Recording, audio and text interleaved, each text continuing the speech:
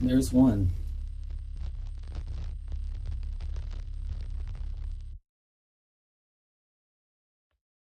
I have the wildest story about my homeboy banging this chick that thought he was a different person than he was. Answer my call, bro. I love you. Call me back, man. Call me back. You son of a bitch.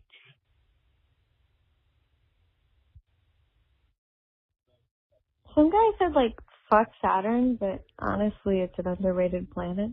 Rings are dope as fuck. That's all.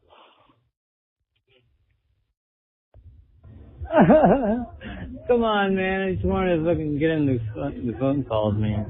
Never mind. Bye. This is Ivan. Hey, Mr. Minute Hour. So, I'm in the military and I'm trying to find me a damn woman. And anyways, figured it'd be kind of easy, but shit. Get to where I'm deployed now and fuck. Everyone here is ugly and fucking fat as shit. And they all seem to get some kind of attitude. I can't quite pin it. What is going on with them? Why they're so pissed off all the goddamn time? But now it's starting to piss me off all the goddamn time. I'll be honest. Warner Robins, Georgia kind of sucks. You in this area? I'm sorry. Get the fuck out. This is not the place. Anyways, thanks for listening to my rant. Love you. I love you. Oh, shit. Hey, it's Roy. I want to talk about how I had a fight with my ex-girlfriend, enrolled in dog shit, and almost got COVID. Thanks. Bye. Hey, man, look, the whole relationship thing, get me on that. Let's talk about that. You and I, we can talk about this. Because I cannot wait to hear about the incels that'll be calling in. Call me back. Hey, my name's Q. I had a relationship for 6 years. Technically, it should have ended at 5. And then my second relationship ended in a disaster where she cheated on me with 3 different guys and used me for $20,000. Have a good one. Hey, I just want to let you know, I ain't gay, no, but, relationships, yeah, they're a fickle pickle, wickle dickle sort of thing. Just don't ever date a girl across states and not fuck her. If there's a moment where you're presented to go and smash, you just gotta do it. Don't try to be the good guy in the situation. Just embrace the fact that you gotta fuck her. Otherwise you're gonna spend 10 years in hell. Anyways,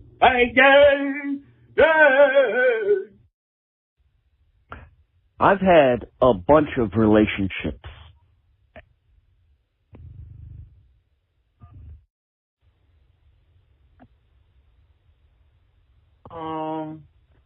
You wanna call me back, baby? Oh no. I really wish I could get on it. I just opened the laptop. I love the animation. I don't know what this is about. That sounds like a horrible, horrible life. Oh, I love it. Once you get that attitude, then the women start to block. Where can I send your drawing, you bastard?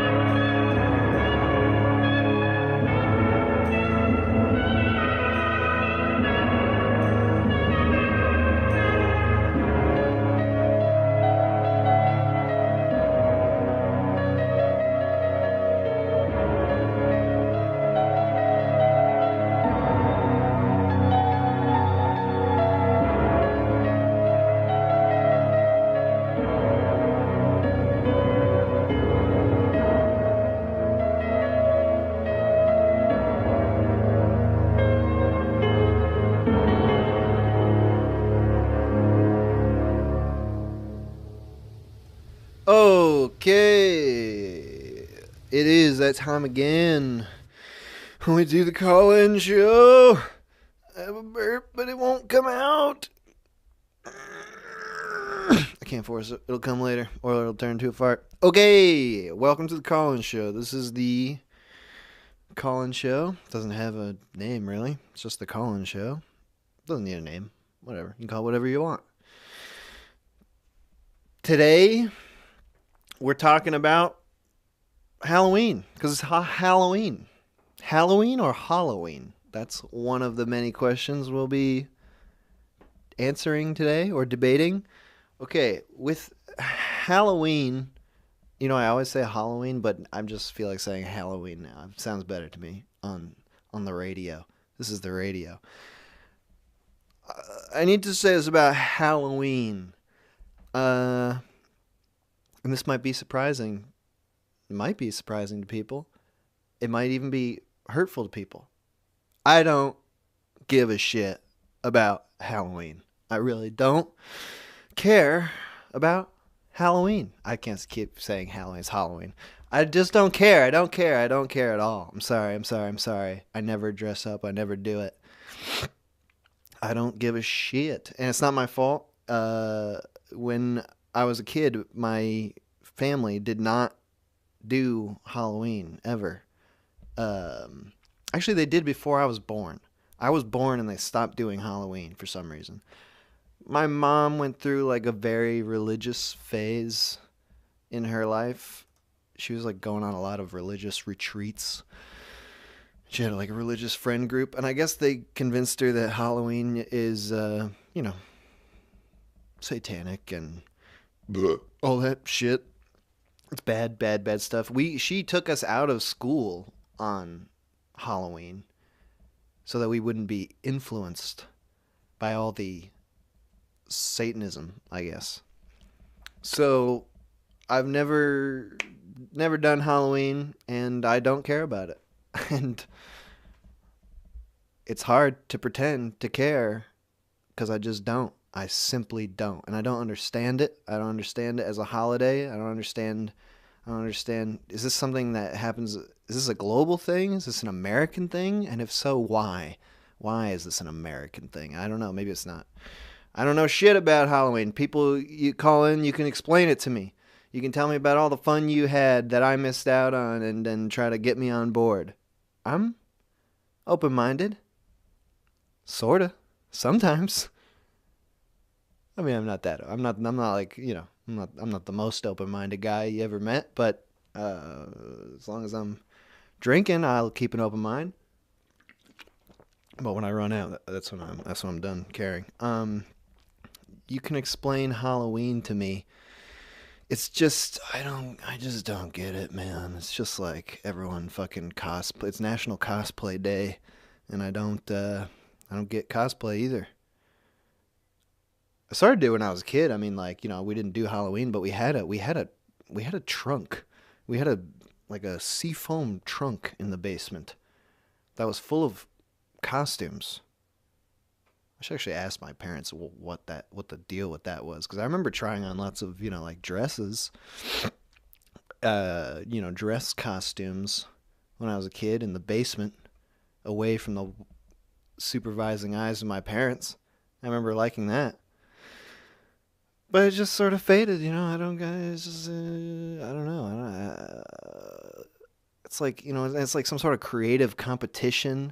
You go to like a Halloween party and it's like, I gotta come up with a good costume and I gotta be better than everybody. I have to be the best. I have to have the funniest, cleverest, most immediately appealing costume. I don't want to do that. I suppose that's all just made up and in my mind, but still, I don't get it. I simply don't get it. But I want you people to tell me about your Halloween experiences from childhood to adulthood. Anything that happened, you know, what you're dressed up as today. I'll pretend to care. Saying it right now, I will pretend to care. You won't even be able to tell that I'm pretending. So I'm a great actor. Nah, we'll see. I'm in a weird mood today. I might be mean. I feel like I might end up being mean to people. So I'm sorry in advance. Which really, that negates the meanness. It's not even mean because I already said sorry. Okay? So don't get upset. I already said sorry. I can say whatever I want now. All right, anyway. If you were here at the very beginning of the stream, you watched that there was a little video playing. That was MoxieFamous. That was MoxieFamous assembling the extra special Halloween CD. Because even though I don't give a shit about Halloween, I know everybody else does. And I'd like to get in on that. And, it's a holiday that fits in with some of my sensibilities. Everyone's just suddenly super into murder and gruesome, grisly things, the things that I love. And so I did make a Halloween special this year. This is the first kind of big, long story, audio story I've made since The Haunted Darkness, which is a Halloween special I did back in 2017. I'm getting back in the game, baby. And you know why? Because we're making CDs. We got this brand new... This is going to be the new trend is CDs. You ever heard of CDs before? They're coming back in a big way. We're bringing them back. Everyone's talking about vinyl. No. Compact discs. And we'll be talking more in depth of that like at the very end of the stream because I know you guys want to get into the calls. You don't want to do, a whole 20-minute rundown on the CDs. But the CDs are extremely beautiful. And you can see from that video, Moxie put a ton of work into all of them. That was just one. So imagine all that shit, times a couple hundred. You can order the CD. There's a link in the description of this video. And you should. If you got, some dough and you like the Minute Hour, you like what we're about here, this is a great way to support the Minute Hour and also get something. I got a Patreon, but you don't really get anything for that. You can look at some old work in progress stuff or some extra bits, the bits that aren't good enough to put on YouTube. It's kind of not, as far as deals go, it's not a great deal. You're kind of it's just donating. You're not really getting much in it. But for this one, you actually will receive a beautiful CD in the mail. It's a wonderful package. And because of the CD, I made this special, which is going to go on the YouTube as soon as this stream is over. It's all upload and everything, so I'll click the public button as soon as we're done today, which will be in 4 hours or something. I don't know. We'll see. We'll see how it goes. Oh, baby. All right. I guess we'll just get right into it. Right? Get right into the calls. Let's just do it. All right. I'm going to put the number on screen. Where's this? The number to call in is 518-288-7938. Do I? Oh, I didn't even have Do Not Disturb mode on. You could have called in this whole time. You could have cut me off. All right, you can call in now. Tell me about Halloween, costumes, your take, your hot Halloween take, pro or against. There's very few against, I feel like, so maybe that's not the angle, but just tell me what you're doing for this Halloween.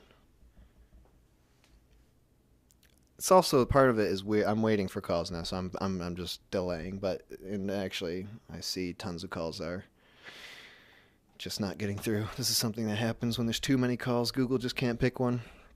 So I'll wait here for a minute because I have more to say about Halloween.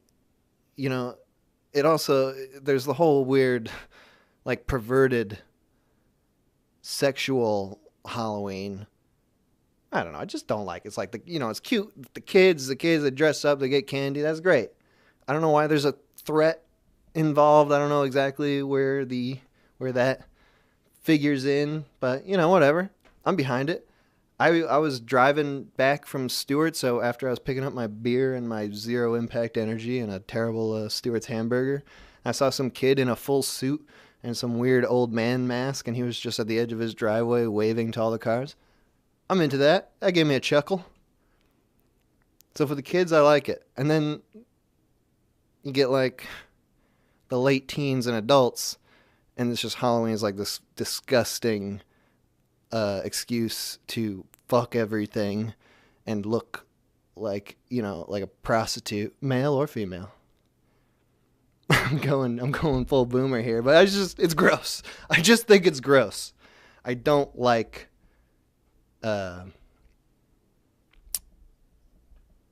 adults having sex. I think that should be outlawed. And Halloween is just, it's like all that mixed with a bunch of weird, scary stuff. It's a weird mix. You got to admit, it's a weird mix. And it's like you all have that experience as a kid. So it's like you're reliving a part of your childhood, but you're also like making it horrible and sexual and like you're tainting it. I'm disgusted by you. I need someone to call in because I'm going off on this weird tangent and I need someone to put me in check. I'm just going to call one of these numbers.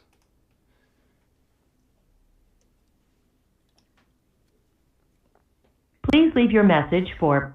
Okay, all right. Somehow a person called and turned off their phone. Actually, they're probably just calling over and over and over again. All right, how about this one?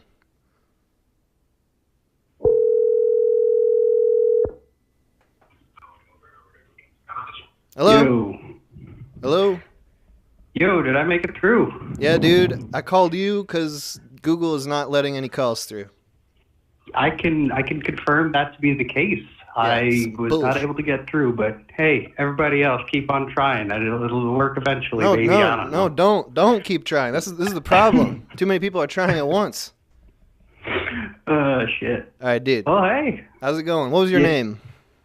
My name's Greg. Greg. I'm from PA. I think my brother Sam might have called a couple times, but I've never made it on. I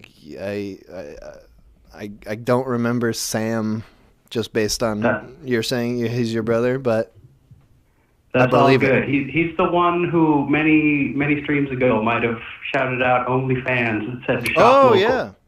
I remember. I think I remember this guy then. There's been a couple people who talked about OnlyFans. Usually sticks in your head, but yeah. All right, Greg, we're talking about Halloween today. What's your hot Halloween take?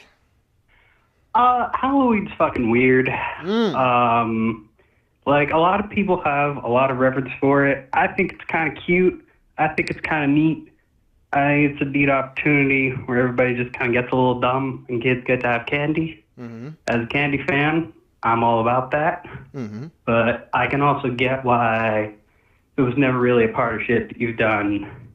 It'd be a bit weird for you. But that said, I want to shout out if Halloween never really made sense to you, man, you did a hell of a job with Haunted Darkness. You understand the concept. You understand the spirit, even if you are not personally involved with it. So hats off to you. I think you get it. I mean, just try to make that shit as fucked up as possible. That seems to be the Halloween spirit that I understand. Yeah, fuck yeah. Just do weird, disgusting, disturbing things. That's like the adult Halloween, though. I was just talking about this, that like, and you were kind of touching on this, like, for kids, it's like, it's great. They're adorable kids. They get to dress up. They get candy and stuff. And then there's this horrible adult version of it where everyone's like, there's no candy involved. It's just fucking each other in, like, costumes. Yeah, something like that. Is that not how it is? That's what I've been led to believe. I mean, I'm sure that's Halloween for somebody. I've never gotten invited to that party, but I'm sure it's happening out there someplace. What age are you? I'm how old am I? I think I'm 25. All right. I'm at the point where I stopped keeping track of it. I didn't get charged last time I rented a car. So yes, 25. That's it. Hell yeah. Moving up. So you never had, you don't know what I'm talking about, like Halloween college parties where everyone's dressing all like slutty and it's all just about like oh yeah the banging. Yeah, no, totally. Yeah, I mean there's all the weird like sexy variants of costumes. I've never been to one of those, but I'm sure it's out there. Me neither. We're a couple of cool guys. We've never been invited to a Halloween party. But I've heard they're having sex in those things, and I'm pissed off about it. Yeah, fuck those guys. I mean, don't. They're Where getting was enough. I? Where's my invite? I want some sex. Come on. I could have dressed as like a... This is the problem. You got to think of a costume that's funny and sexy. And those things don't mix. You could do like a sexy Hitler or something like that. Somebody's probably done that. Yeah. Hitler in a bikini. Yeah, Are you there dressed go. up? Are you dressed up right now? Not really. Today, actually, I would be on the porch just, sitting in a chair, letting all the trick-or-treaters do the hard work. Mm-hmm. But I actually have fucking COVID right now. So I'm just... A very scary costume.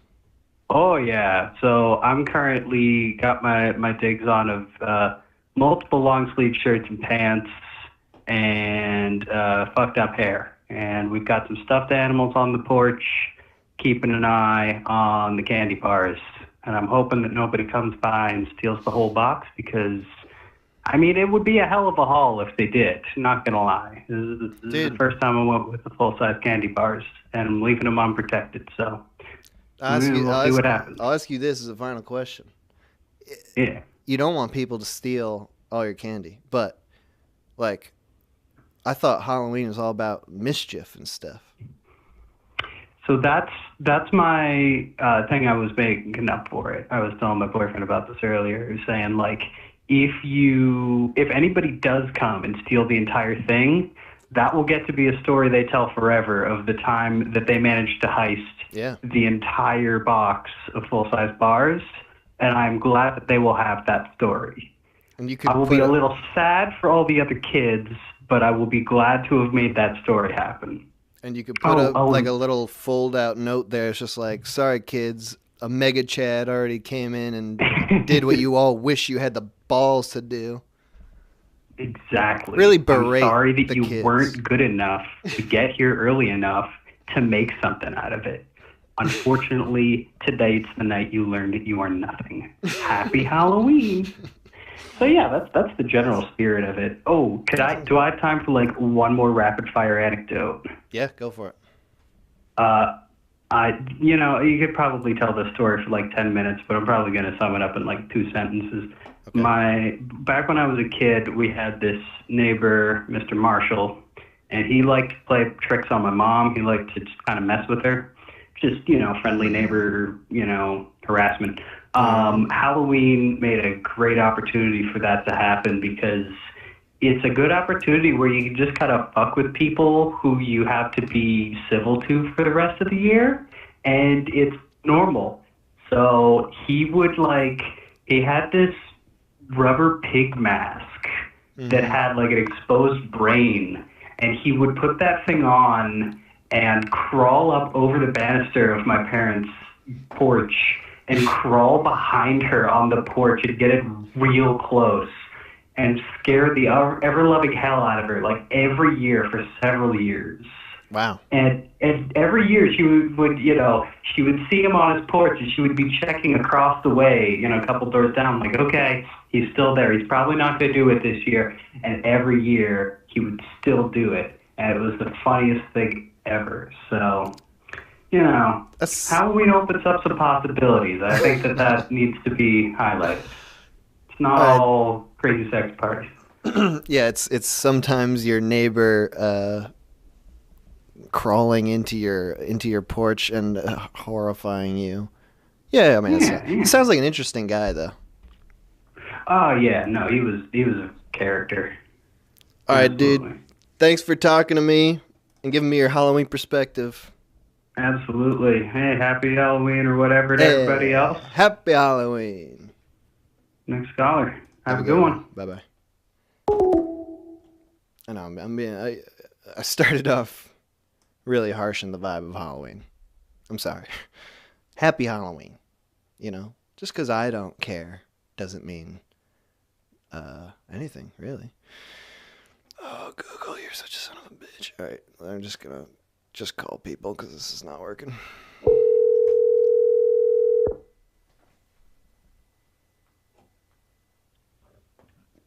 Hello. You. Hey, what's up? Hey, nothing much. What was your name? This is Riley. Riley. We've talked several times. Exactly. Yes. Oh I'm yeah. excited about this topic because I'm sure I could probably rant a little too long about it. Dude, go for it. Give me your rant. Oh man. Where does it I start? don't know. And well, yeah. Ooh. Okay. I kind of know. I mean, you kind of started it in that you were saying you're not into Halloween, or you're kind of, you don't get what it's all about. Yeah, it's maybe kind of cool for the kids, but it's kind of funny because there's a good song, man. I'm curious if you've heard it. The song is "Every Day is Halloween." I've not heard it. It's actually a really good song, and yeah, the song. It seems, because I'm not some juggalo who goes to fucking, just concerts and put on face paint. The song "Every Day is Halloween" definitely got me thinking. And I love the artist. His name, the band is Ministry. But yeah, what was it? Well, yeah, just fucking "Every Day is Halloween." I was like, what the fuck? That's actually sort of a cool idea, in the sense that we just pick one day out of the year to dress up and be weird and slutty, and that it's only one day of the year that's allowed. But I would strangely say that when you have the "every day is Halloween" concept, or when you live by that, then Halloween is just kind of like, it's just like any other day, just like kind of you have. Yeah, you're just like, what's the big deal? Why are people putting on costumes? Yeah. We should always be as weird as we want to be.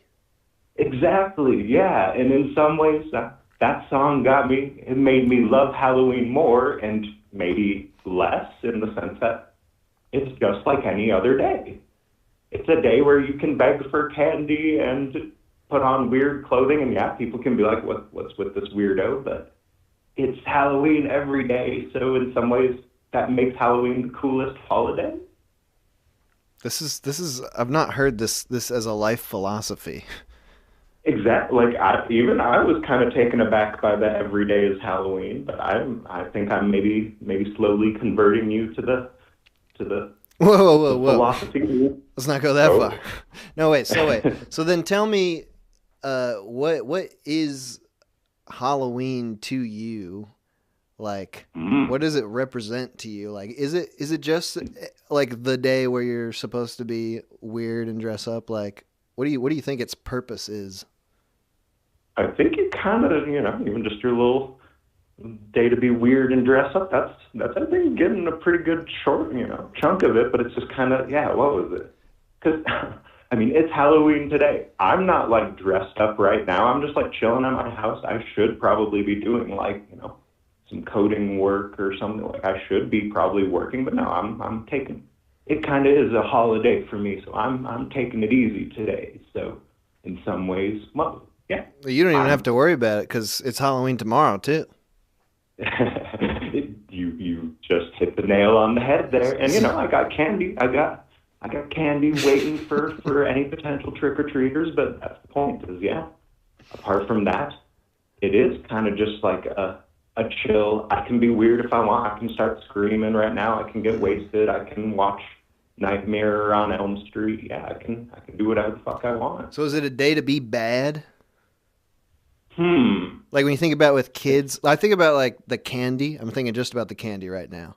And like kids, like that's what I assume is so great about Halloween for kids. Like, but I'm a big believer in candy, not to cut into you. I think candy's great, even though as I'm saying that, I could probably just turn this into another weird, candy's not too different from drugs, really. So the point being is, I'm a believer in candy as long as you're not like eating 10 Snickers bars a day or something. Like, you just gotta. I mean, but Halloween, you can eat 10 just, Snickers on Halloween. That's the whole point. Damn it. So it's a day to just say fuck it to the rules and just like eat 10 Snickers. So that's a good thing is then, this is a good point, is candy for kids. Candy for kids, but then you said drugs are like candy. So for the adults doing Halloween, they should go around to people's houses and just get drugs. Just like, go around house to house begging for Oxycontin and Halloween is like the day to die of a fentanyl overdose. Or eat 10 Snickers and take some fentanyl. Like, I practically did. I circularly fucked my logic because I was like, you shouldn't eat 10 Snickers every day, but every day is Halloween, so what's wrong with me? We gotta. That's a lot to digest. I'm gonna let you go. You keep thinking about that. Yeah, I'm gonna have to process that. Yeah. So you have a great Halloween. All right, thanks, Riley. Have a good one. Yeah, take it easy. All right, I gotta call this one guy. This guy's called 100 million times. It's actually amazing how many times this guy's called. Who is this? Hello? Hello? Hello? Who's this? This is Stephanie. Say it again. Stephanie. I was just saying how you've called approximately 1 billion times so far. I did. And now you're in. Are you in a Halloween party right now? I can hear chatter. Actually, no. I'm at work. Oh, even better. Are you dressed up? Well, I have a quiet place now. Yeah, I was watching your show to entertain myself during some downtime. Good. I saw the topic and couldn't help it. I came to work in costume. There you go. What are you dressed up as? A skeleton. Gotcha. Classic. Yeah, appropriate. I work in a hospital. Oh, nice. It's like one of those like Karate Kid skeleton suits. Oh, no. I got to wear my scrubs, but I got white eyeballs, face paint. Oh, what do you mean like, white it's actually eyeballs? pretty creepy. Contact lenses. You got fucking contacts that make your eyes all white? Yeah, completely white out. That is scary. Are you afraid that you might scare a patient to death? I thought about that, but I risked it anyway. Yeah, it's not really a risk for you. It's more a risk for them. Well, that's still a risk for me. Yeah, you probably would be in a bit of trouble. All right. Maybe a little. So then what's your take on Halloween? You seem to be, pretty pro Halloween then. I am. I've been on, like, every spectrum of the holiday. Like, as a kid, I've been a parent and just an enthusiastic person for the holiday since I can remember. Mm-hmm. I do have a theme, though. It's got to be blood and gore, not a horror. Can I say that? Oh, nice. I've not heard that. Sounds like an expression, but I'd never heard that before. Yeah, not really with the skimpy costumes using an excuse to wear lingerie in public, but, go full scary. 'Cause I feel like that's the sense of Halloween, to get your adrenaline going, get scared. I feel like that's an attractive part of the holiday itself. Getting scared and scaring others? Yes, I do enjoy doing that. Have you been like hiding behind corners and... I've done that once today. I'd lie. There you go. You really are going to kill someone. Oh, no. I was a coworker. I wouldn't go to a patient. Still, someone jumped out of the corner and they had all white eyes. I would be momentarily fearful for my life. Done? Yeah, I feel like you missed out, especially as somebody that came up with the grill me skit that you did. That's pretty dark.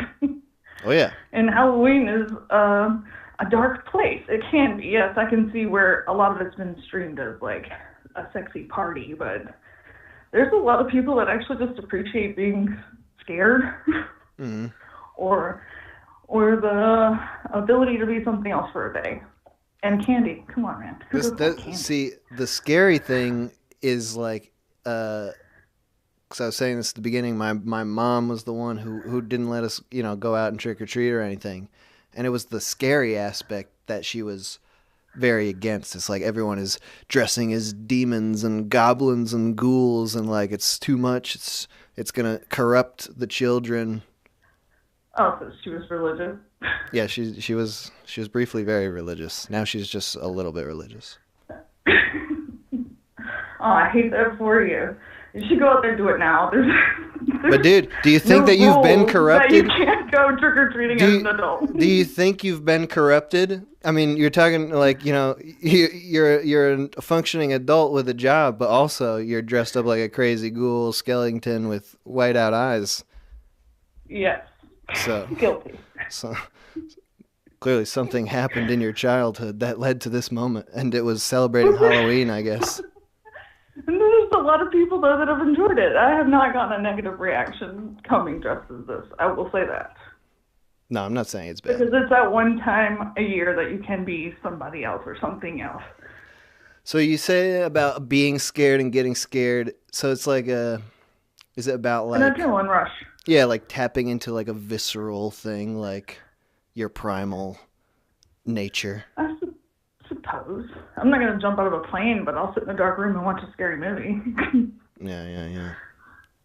Have you tried to get any of the people, like any of the patients? Do any of them have the Halloween spirit? I have not gone into a patient room today. The job that I do does not require. All right. But the ones I've seen in the hallways have reacted kindly to my outfit. And especially all the other coworkers there. We've been kind of down out here for a while, so to see somebody to come enthusiastically, they were really excited. Yeah, I was gonna say, like, that's good for morale. Someone who's really going for it. Yeah, seeing something different, something colorful for at least once in a year. Beats Christmas lights to me. I like black and orange. All right, nice. Well, hey, it was great talking to you. Yeah, thanks for listening. And I have a good rest of your shift, I guess. I don't know how you called me during it, but I hope somebody's able to convince you Halloween's not so bad. all right. We'll see. All right, bye. Happy Halloween. Bye-bye. Okay. Now, was that the clog? Will Google allow a call through now?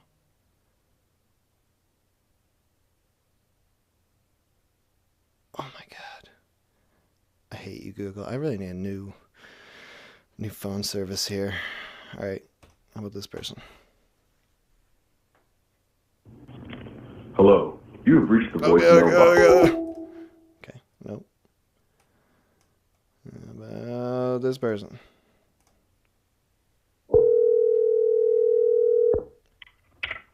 Hey, man. Yo. How's it going? What's up? I'm doing good. I get to say who this was. Sorry, what? Hello. What was your name? Cody. Cody. Uh-huh. We've talked several times. Yeah. Yeah. What's your take on Halloween, Cody? We're talking Halloween today. Yeah. I mean, I guess people get killed and stuff. So, you either don't care or you're like, let your schizophrenia out. Yeah, is that what you're doing?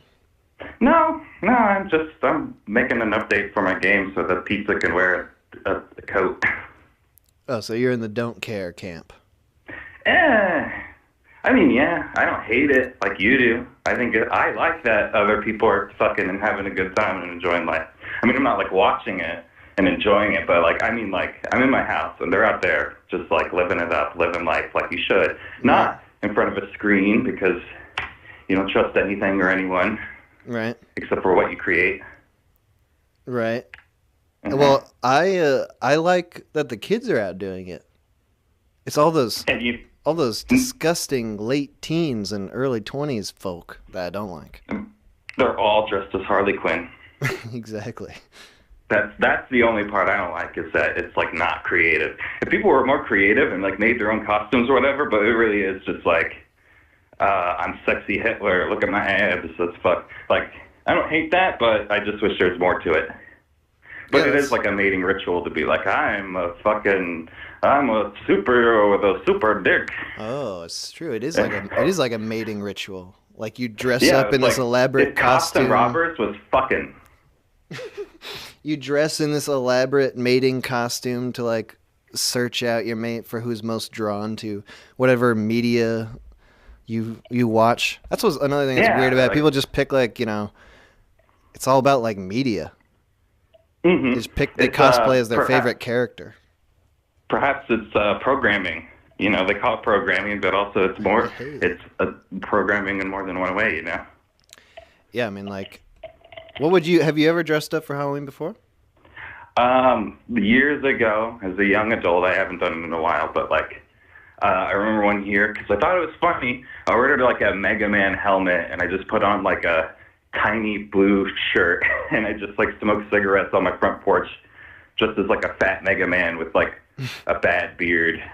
Nice. And like shorts and like a shirt that didn't fit. Yeah, there's like, for kids, I feel like there's a whole spectrum of just like generic spooky costumes, like a ghost or a zombie or a vampire. But then there's like, those are the sorts of things that like you could easily make yourself. But then it feels like the majority are just like prefabricated Target costumes that are like Beauty and the Beast. It's just like Disney and Marvel and like the most gigantic media properties that exist in the world. Yeah, it's not something, because then it has to be recognizable, or else people come up. Well, also, there's no creativity at all. But I think the common excuse is that, like, oh, I want people to recognize who I am, instead of, you know, and it's a lot of work. I remember one time, my mom had this boyfriend no one liked, and he was like, I'm dressed as, who am I? And he wore a prison jumpsuit and a blonde wig. And everyone's just like, you're a prison bitch. He's like, no, I'm Hillary Clinton. And I'm like, yeah, that's not that fun, as funny as you think. You just look like a prison bitch. Halloween is the time. Political costumes. I've not seen that really. Yeah, he's way too old to be dressing up. They all were. He's making a political statement on Halloween. You know, I'm not like, you know, I'm not triggered. I'm like, you know, maybe I wish he was a prison bitch, you know? Hey, whoa. Yeah, I bet tons of people dress as, I mean, maybe not this year, but like in the past 4 years is like Donald Trump and shit, and just be like, it's an opportunity to draw a line in the sand. That's what Halloween's all about. Entire factories are making those creepy Obama masks, dude. Hey, those are good though. I like those. those. So, with Halloween, I could take it or leave it. I don't know. I'm not gonna like. I will hate people for not being creative, but I won't hate them for having fun. Okay, I will. And I'll do it for both of us. Have you been to a Halloween party or anything like that? Have you been directly exposed to this thing we're hating on of like the stupid, sexy young adults fucking and all their hormones that they don't control them as well as we do? Just like once in my life, I went to a college Halloween party, and it was just like a normal college party where I didn't know anybody, and it was horrible. But it was even more horrible because everyone was like naked, and they all were fucking each other except for me. So it's an orgy, and you were left out. Yeah, or you didn't jump in. You know, that's a good dynamic to question. You're right. I wouldn't jump into an orgy, I guess. So I'm not going to judge you on that, because that doesn't. If you're not prepared for an orgy, that's probably horrible. I know, if an orgy just springs up on you, it's like, what? Yeah. I needed like a week to prepare. Yeah, totally. But that's another thing is like maybe everyone's like addicted to porn and not judging, but maybe everyone's addicted to porn. So like, you know, it's like you're fucking a character instead of another human being. I like that. It's like, I'm fucking Wonder Woman. I don't know this bitch. It takes you out of it. It's more like porn. And you know what? I can't even judge because like I almost exclusively get my nut on a holiday because that's like when it's the easiest. Dude, what? What? Get my nut on a holiday. Like it's how? easier. Because of parties, you mean? Just go to a bar. Well, if you go to a bar or a party, it's people on holidays. You're more likely to get people like me or you, or like a shy girl that's like, you know, normally never would go out drinking on their own, but they're being dragged there by a friend. And I'm not saying like you get people drunk and take advantage of them, but like, you know, they're people who are not living at the bar, so you're more likely to have a normal-ish interaction before you get really drunk and do stuff. I see what you mean.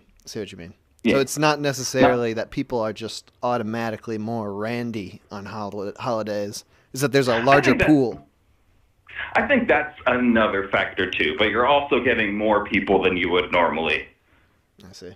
So yeah, that's what I do. Like, I haven't had a serious relationship in a long time. I'll just go out and do that, and then not talk to the girl ever again. And get my nut, and they're like, I don't care about my performance. You know, I'm just get what I want to get out. But you're not doing that this year. Legend. You're working on your game this year during Halloween. I made 3 games this month, actually. No, I quit the game I was working on because it's too long and boring, and I got burned out. And I already wrote one really long, epic story about an edgelord that hates the government, so I decided I didn't need another. Okay. How would you possibly make 3 games in a month? You make them way shorter? I'm like, but yeah. So they're like 5 minutes each, but they're fully voice acted, and they have like their own mechanics, and yeah. Nice. You've been mad productive. Monster cockfighting. That's the name of the game? Yeah. Is it on? What is it on? Like Itch or something? They're all on my itch page, and the one I just finished is about a pizza in the ghetto. Dude, these sound great. Monster cockfighting and pizza in the ghetto. Is your page One Card Pony?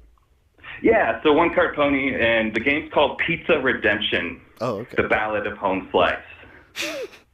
Sounds great. All right, hey, dude. Thank you for calling in. Thanks for letting me promote that. Holy crap, thank you. You just did me a favor. That's awesome. I love you. Dude, I felt like I didn't have a choice. Oh, no, I'm just kidding. I'm happy to promote this shit. Hey, buy this shit. All right, dude. Thank you for calling. Oh, he hung up. All right. See, I knew I would say something. That's not right. I wasn't forced. These calls aren't coming in. So let's just doing this manual mode here.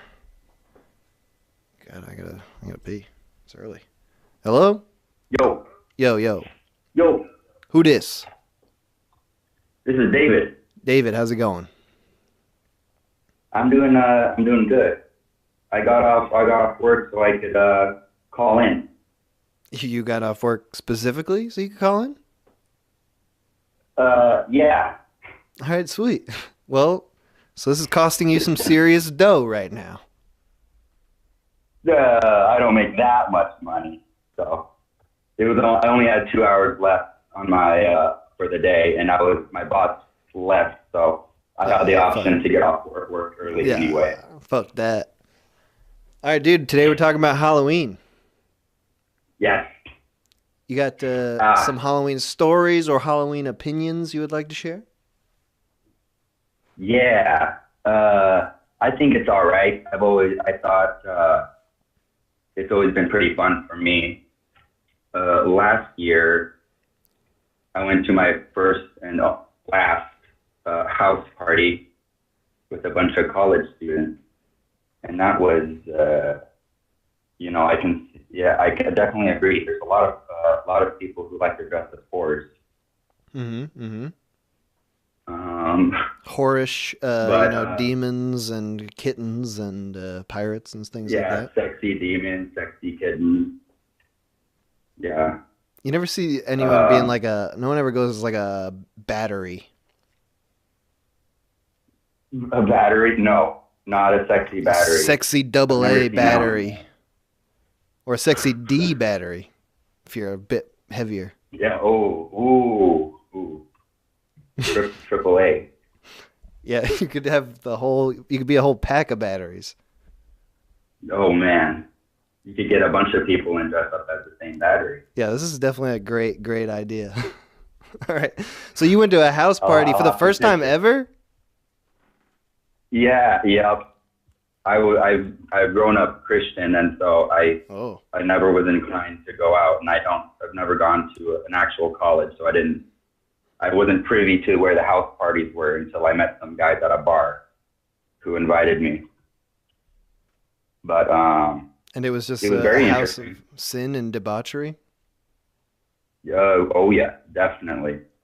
Let's see. Well, I get there and I'm in my gorilla costume. Okay. And then I immediately go down. I find the basement and go down to smoke weed for most of the time. Mm-hmm.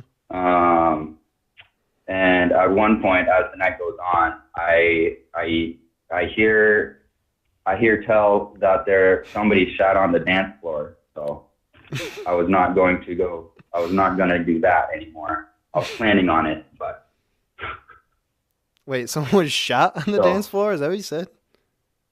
Someone shit on the dance Oh, floor. shit. Yeah. Okay, I think you said someone was shot on the Shot. dance floor. Oh, shot. No. I said shat. Okay, all right. Well, that's even better. Shit, yeah. There's a big steamy shit on the Yeah. dance floor. Yeah. So you know that it's a good party when that happens. Yeah, hell yeah. And a little while passes by, and I'm just down there smoking weed. I made a bong out of a Hennessy bottle and gave it to the guys there that own the house. And so we were passing that around. Cool. And not super interesting, but a chick like sat down next to me and she's looking to smoke some weed. I'm like, hey, my name's David. What's your name? He's like, I have a boyfriend. So I'm like, okay. So I just stopped talking to her. That was her And the guy name. sitting on the other side of her. That was her I don't name. even, she didn't say her name. She didn't say her name. I think that was her name. She I just have a said that, boyfriend. Yeah, exactly. I have a But boyfriend. she was Jones. looking to get some free weed, and I figured we should at least know her name. Dude, did you? But you still gave her the weed, didn't you? I think we did. Yeah. I mean, that's We're that's passing all right. it around anyway. So. It's gentlemanly. I like to think I'm some kind of gentleman.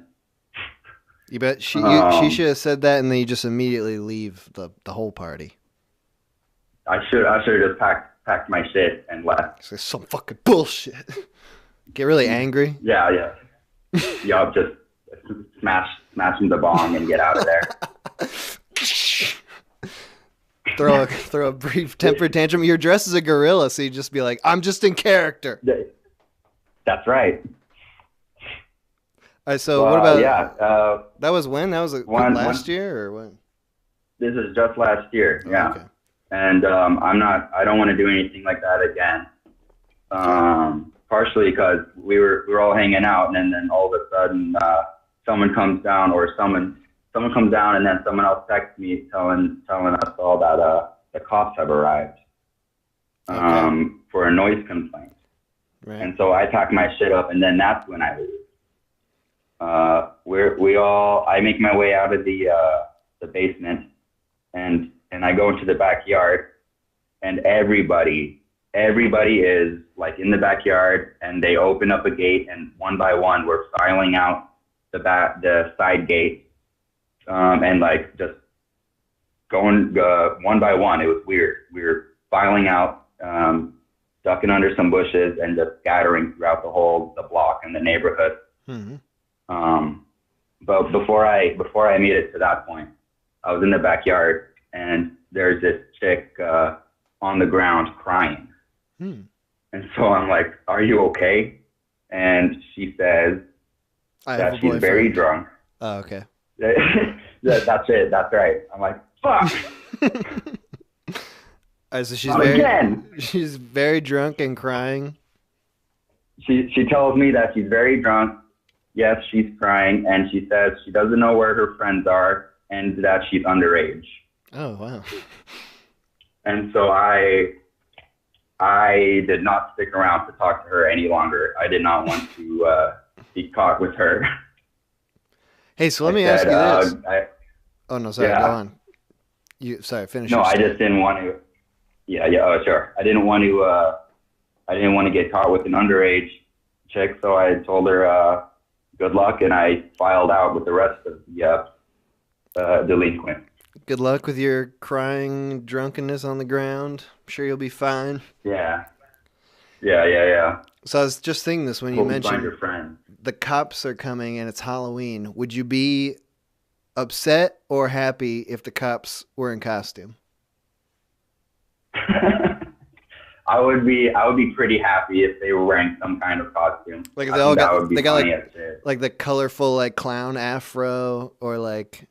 Yeah, they all have. But they're like fucking free. They're still like really angry cops and shit, but they look ridiculous. Right. Yeah, I would dig that. I'd say. All right, nice. That's a message to all our cop listeners. Dress up for Halloween. Make it fun. Exactly. All right, dude. Hey, thanks for calling. Oh, sorry. One last thing. Go for it. Two things. I did, as I was walking home, some guy from the party texted me saying the cops were gone and they were getting it back going. And I was like, I'm going home. And then when I got home, I realized I had dropped my gorilla mask somewhere on the street. So that's done. And pertaining to the haunted darkness, I actually once had a fiance named Leah as well. Oh, shit. Yeah. What? I mean, I guess we shouldn't pry into what happened, but I assume it's better than what happened in the haunted darkness. No, I fucking bricked her. Did. Nice. It's good. That was a good hang-up line. Gotta appreciate that. Mad respect. All right, who's this? The next person who's called a billion times. Maybe we can unclog the lines if we call all the people who have called a billion times. Hello? Hello. Hello. How's it going? It's going great. This is the Minute Hour. What was your name? My name's Austin. You spoke to my wife earlier, the one with the white eyes. Oh, my God. Yeah, she beat me to it. She's having the time of her life at work right now, sounds like. I know. I didn't get to listen to it because I was calling you back to back. Aha. Okay, you both are to blame for the problems. That's right. All right, good. Well, hey, so what are you doing then? Are you home? No, I'm actually working as well. Ugh. Work. Yeah, I know. We're about to be off though. We both get off at 7. All right, good. Do you live in like a neighborhood like where you have to have the candy at the ready or no? Yeah, it's a very small neighborhood though. We don't live in like suburbia. Right. All right, so what's your take on Halloween? You say fiance or girlfriend or wife? It's my wife. Okay, wife. Your wife loves Halloween. This is not news to you. Oh yeah, I know. It's her thing. How about you? Not so much. Why? I don't know. I don't like wearing a bunch of stuff on my face, I guess. I figure, like, if I'm going to dress up and really do a good costume, it would have to have good makeup, right? I mean, what am I going to dress up as that I can pass? That's a good point. You need, I mean, at the very least, you need, like, a wig. Yeah, and like most Halloween wigs, you'd have to go to, like, a wig shop to make it actually look good. So you don't want to do it. You don't like it because it's too much. It's too much work. It's too much work. Yeah, too much work, too much money to make it really look good. Yeah. Her costume looks great. Yeah, I mean, it sounds like she really went the extra mile. She's got contacts. Oh yeah, she did. It sounds terrifying. It is kind of terrifying. Did you do Halloween as a kid? Yeah, I did. The last time I did it, I was probably in middle school, and I dressed as like a werewolf or something, a wolf man. That was the last time you dressed up? That was easy, yeah. Did you skip the whole college house party Halloween scene? I went to the parties, but I didn't really dress up. Damn, too cool. I mean, I could always like say that my costume was something nerdy or something like that. Pass. Have you done that? You make up a fake costume? No. That's like against Halloween etiquette. People get. I did that today when she asked if I was going to dress up. What'd you Whether say? I was dressed as a police officer already. All right, nice. Hey, I was just asking the last caller if the cops on Halloween ever dressed up. No. I wish. But why not? See, I would. If we could get away with it in our policy, I probably would do something minor at least, but no. Like, I was saying, like, just like if you threw on the rainbow clown wig and the red clown nose, like right as you're getting out of your patrol car. See, I already feel like that when I put on the uniform, so. Oh, bro. Why the cell phone? Oh, that's my humor. All right, good. Self-deprecating. I see. Well, so hey, then I'll ask you. Then this will be up your alley. What's the crime like on Halloween? Oh, it's terrible. But I work day shift now, so best of luck to night shift. Ah, but have you done that in the There's past? a bunch of stupid stuff that comes in. There's like, it's mostly just drunk people. Is it like pranks or is it just drunk people being drunk idiots? It's just drunk people being drunk idiots. Not necessarily pranks. There's a lot of DUIs and stuff like that, of course. But Oh man, that's not funny or it's lighthearted. kind of dark, right? There's a lot of drunk people operating. I'll tell you something really dark. Our morgue is almost full. If that's not creepy enough for Halloween, I don't know what is. Where is the morgue? Is the morgue in the police station? I thought it was in the. It's like in It's at the hospital. Just like in the basement. Well, it depends on like where you live too. Some places it'll be like a state morgue. Here it's at the hospital. Do the cops have something to do with the morgue, or do you know that because of your wife? No, they do have something to do with morgue.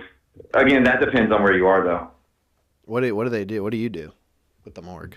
So, without outing who I work for and revealing my identity, because it'd be very easy. Yeah, be careful. Take your time. The morgue here is run by the hospital has its own police department, so they run the local morgue in this county. Is that normal? No, that's not normal. Okay, all right, cool. No, not at all. All right, then you probably did just out yourself. That does sound like a pretty doxable thing. Yeah, that's all right. So then it's not probably going to say anything outlandish. So this is probably tonight is like similar to other holidays. Then just like drinking too much. Yeah, pretty much. Just like July 4th. A lot of burn entries on July 4th, probably. I don't really know that for certain. I'm just assuming. Damn, that's too bad. Gotta be, right? Stupid people with fireworks. I wanted to hear a crazy prank story that you had to, like a prank you had to break up with deadly force.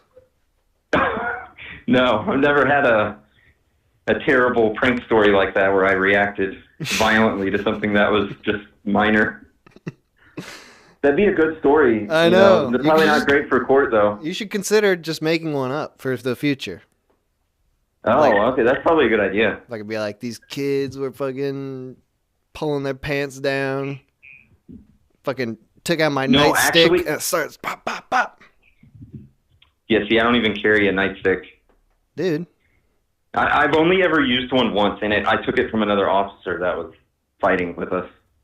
Like, we were fighting a guy, and I don't have one. His was available, so I grabbed it. Okay. I thought you were saying you were fighting. I've never actually hit somebody with one. It's more for, like, prying their arm out from underneath them. Okay, I see. I don't know a single cop that actually wants to use their baton to hit somebody anymore. It's just terrible. It looks terrible. Yeah, I mean, my little brother was a cop for a bit. Not the one I live with, a different little brother. And he showed me his fucking nightstick once, and yeah.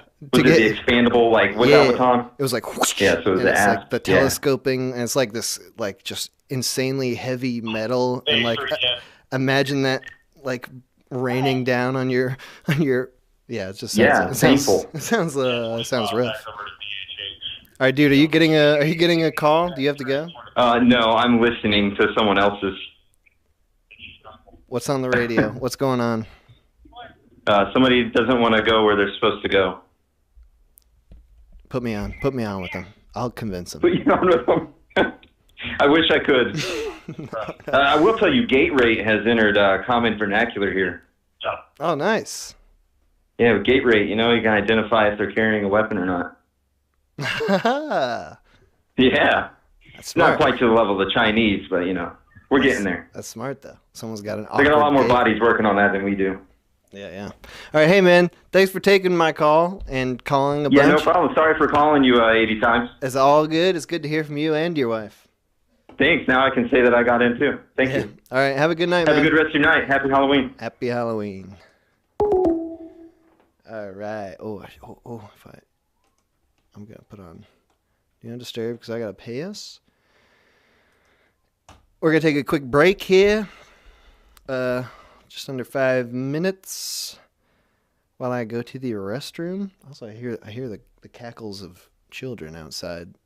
I think my brother is basically taking over the trick-or-treating duties at the front door. So I don't think I have to worry about that. But, before I take this break, the music that I'm playing on this stream is from Vanishing Amulet from their album Nocturnal Heritage. And the Bandcamp link to that is in the description of this video. Some dungeon synth that was recommended to me by shout out to Patreon user Scissors Fell on My Foot, who recommended this one to me. Some nice spooky music for the occasion. All right, so we're just going to take a quick break, and we'll be back, and we'll do the calls relatively soon after we get back. Probably first we're going to go to the boys when I get back, but anyway. What button am I trying to press right now? Oh, right, this one. Here we go.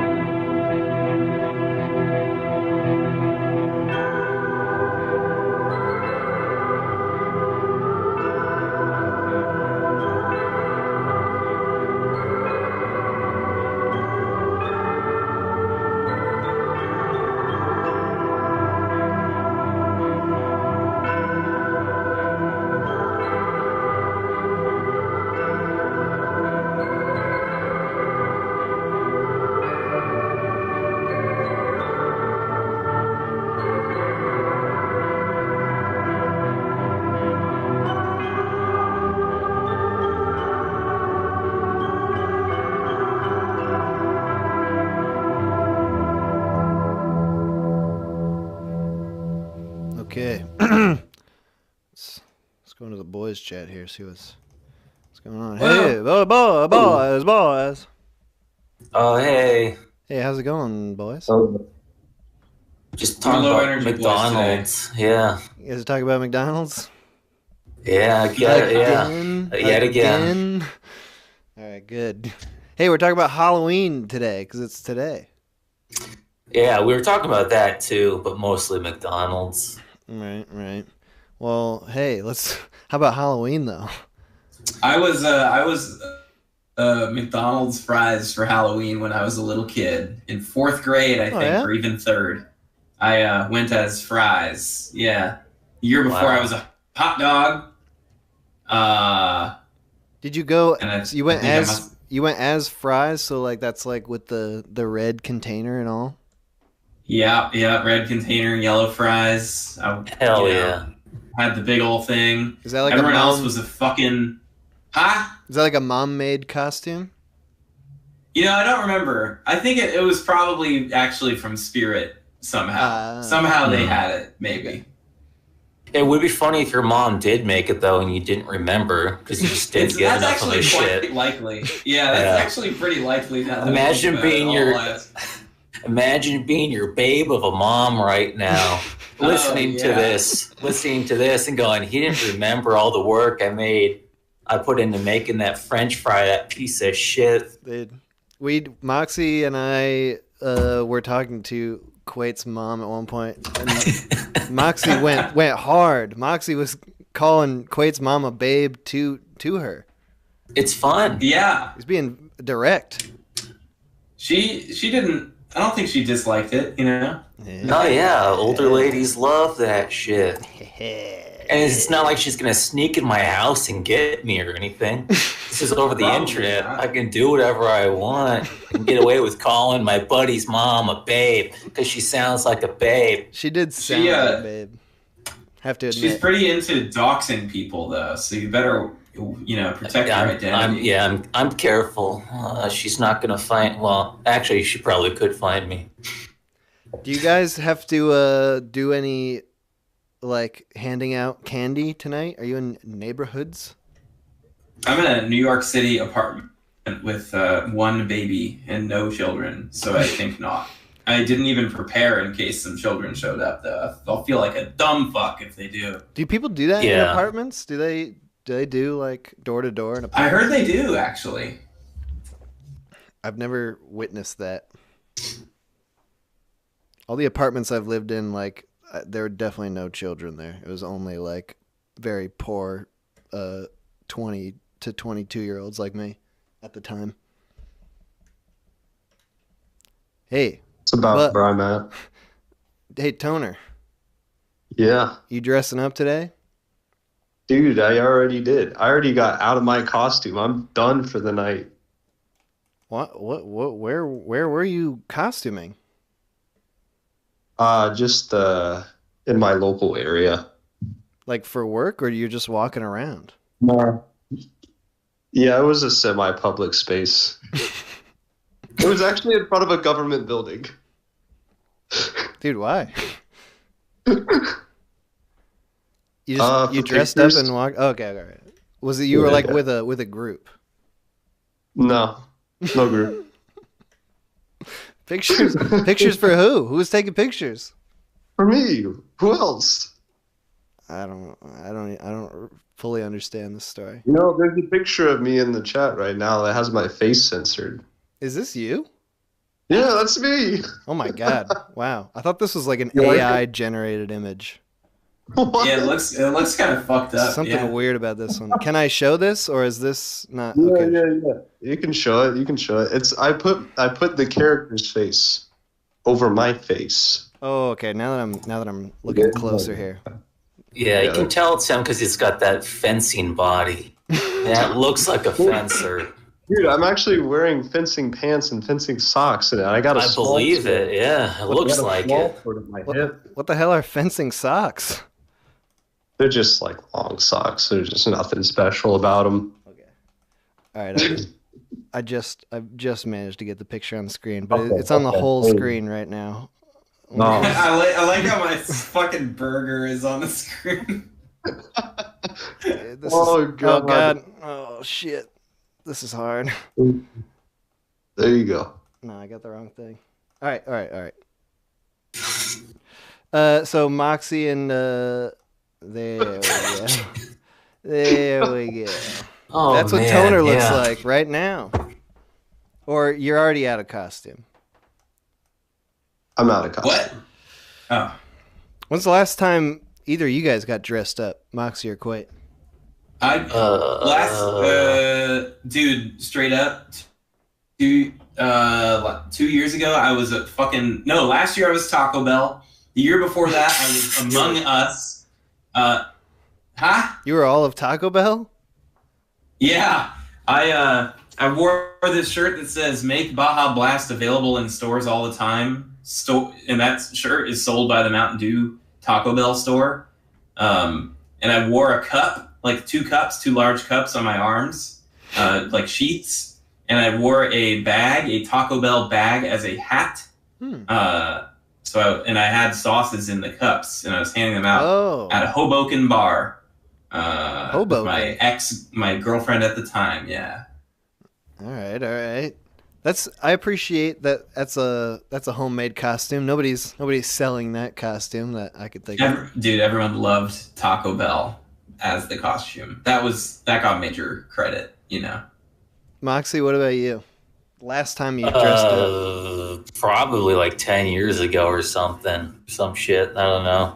I don't really do a lot of holiday stuff unless it's like Christmas or Thanksgiving, and that's just an excuse to cook a big meal. Did you do Halloween stuff when you were a kid? Yeah, back when there was a lot of kids in the neighborhood, then, you know, everyone was moving away and tech workers with no kids were moving in, so it just kind of died. Sad.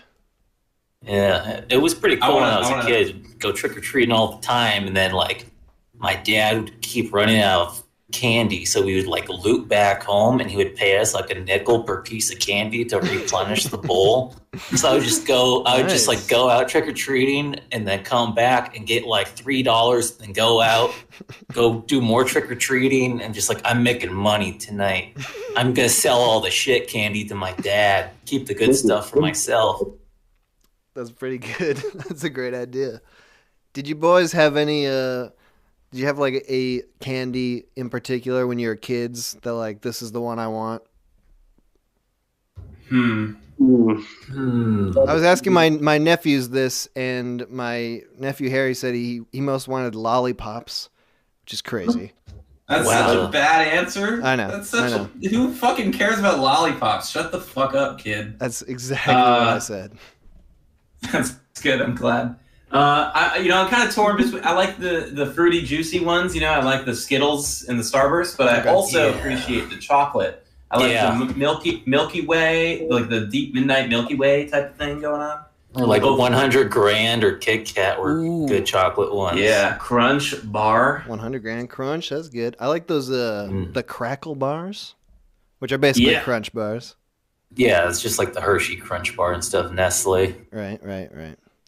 Yeah.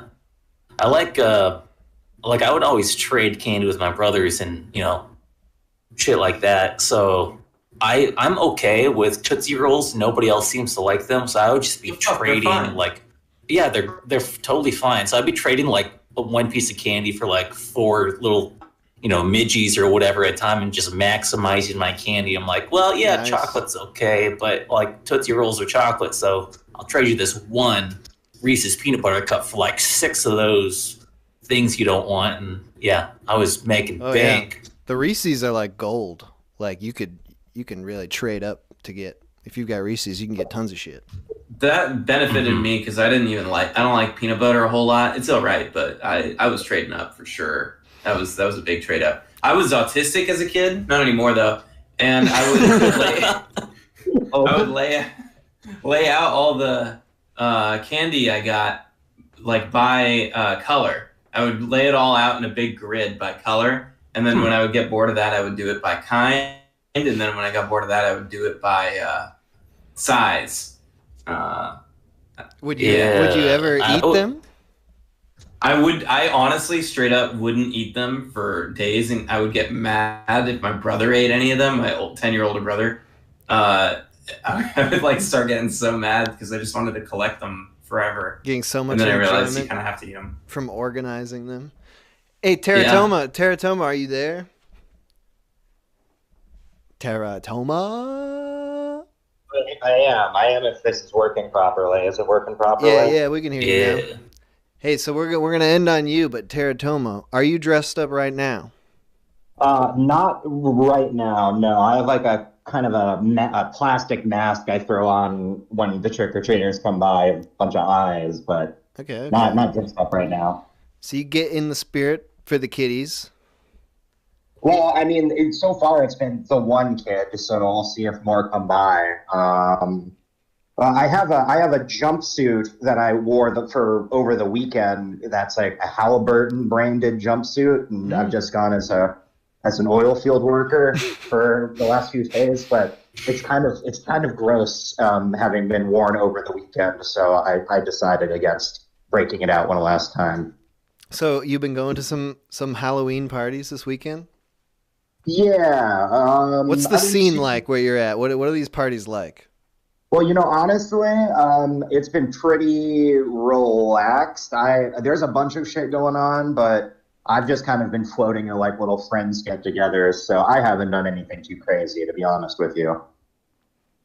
I wish I had an exciting story. I'm sorry. I wish I had an exciting story for you and the boys and the listeners, but I don't. I watched the Night of the Demon remake with like 4 buddies. We had some drinks. I wore a Halliburton outfit, that's about it. It was that's basically a normal night, but you're wearing a Halliburton jumpsuit. You kind of, basically, yeah. It's fun. Sounds good. Yeah. All right, boys. I did a bump of ketamine and watched a tape of about gang signs, which is pretty funny. It was like a video from the 1990s, like about teaching your children about gangs, and it was pretty laughable. I don't know. You hear a very serious man talk about super gangs, unironically, and super gang. Yeah, like watch out for the Jamaican posse. Those are the super gangs. The stoners and the punkers. How do you know if your kid's involved with the punkers? You gotta be careful. Those all sound like great costume ideas, though. They're true. They really do. All right, hey boys, it's good talking to you. I'll be back in an hour. I got some stories about this year for next time, so everybody get ready. Okay, all right, good. Oh, hell yeah. Nice. All right, bye. Bye. All right, let me get this fucking guy off the screen. This one? All right. All right, I'm taking off Do Not Disturb mode. The call-in number is 518-288-7938. Maybe a call will actually come through yet now. We haven't had a single call come through yet. I've been just calling people who have called in. I can see the calls, there are like 100 missed calls just pop up out of nowhere, but it's not going to... Oh, here we go. First call. Call from... It's Freddy. Oh, To scary. accept. Hello? Hello. Hello, is this Freddy? From my nightmares? Yeah. How you doing? What the hell are you doing in the corporeal world? I thought you were a figment of my imagination. Oh, dude, no, not that Freddy. Jesus Christ, God, I had a nickel. No, not that Freddy. I'm a different Freddy, man. I got a thing in my throat. No, I'm not. Oh, no, I'm not sorry. A nightmare creature. Yeah, no, I was thinking of a horrible, disfigured Freddy who regularly molests me in my dreams. Nightmares, nightmares, not dreams, nightmares. Sorry. Well, I'm no looker, but I wouldn't say disfigured. So you're just normal Freddy. Anyway. Normal Freddy? No, normal Freddy's my cousin. Just Freddy. Just Freddy. Just Freddy. Well, so what's what up, about you? Freddy? Can I call you Min? Yeah, that's fine. So how you doing today? Today is a Halloween. You know that though, right?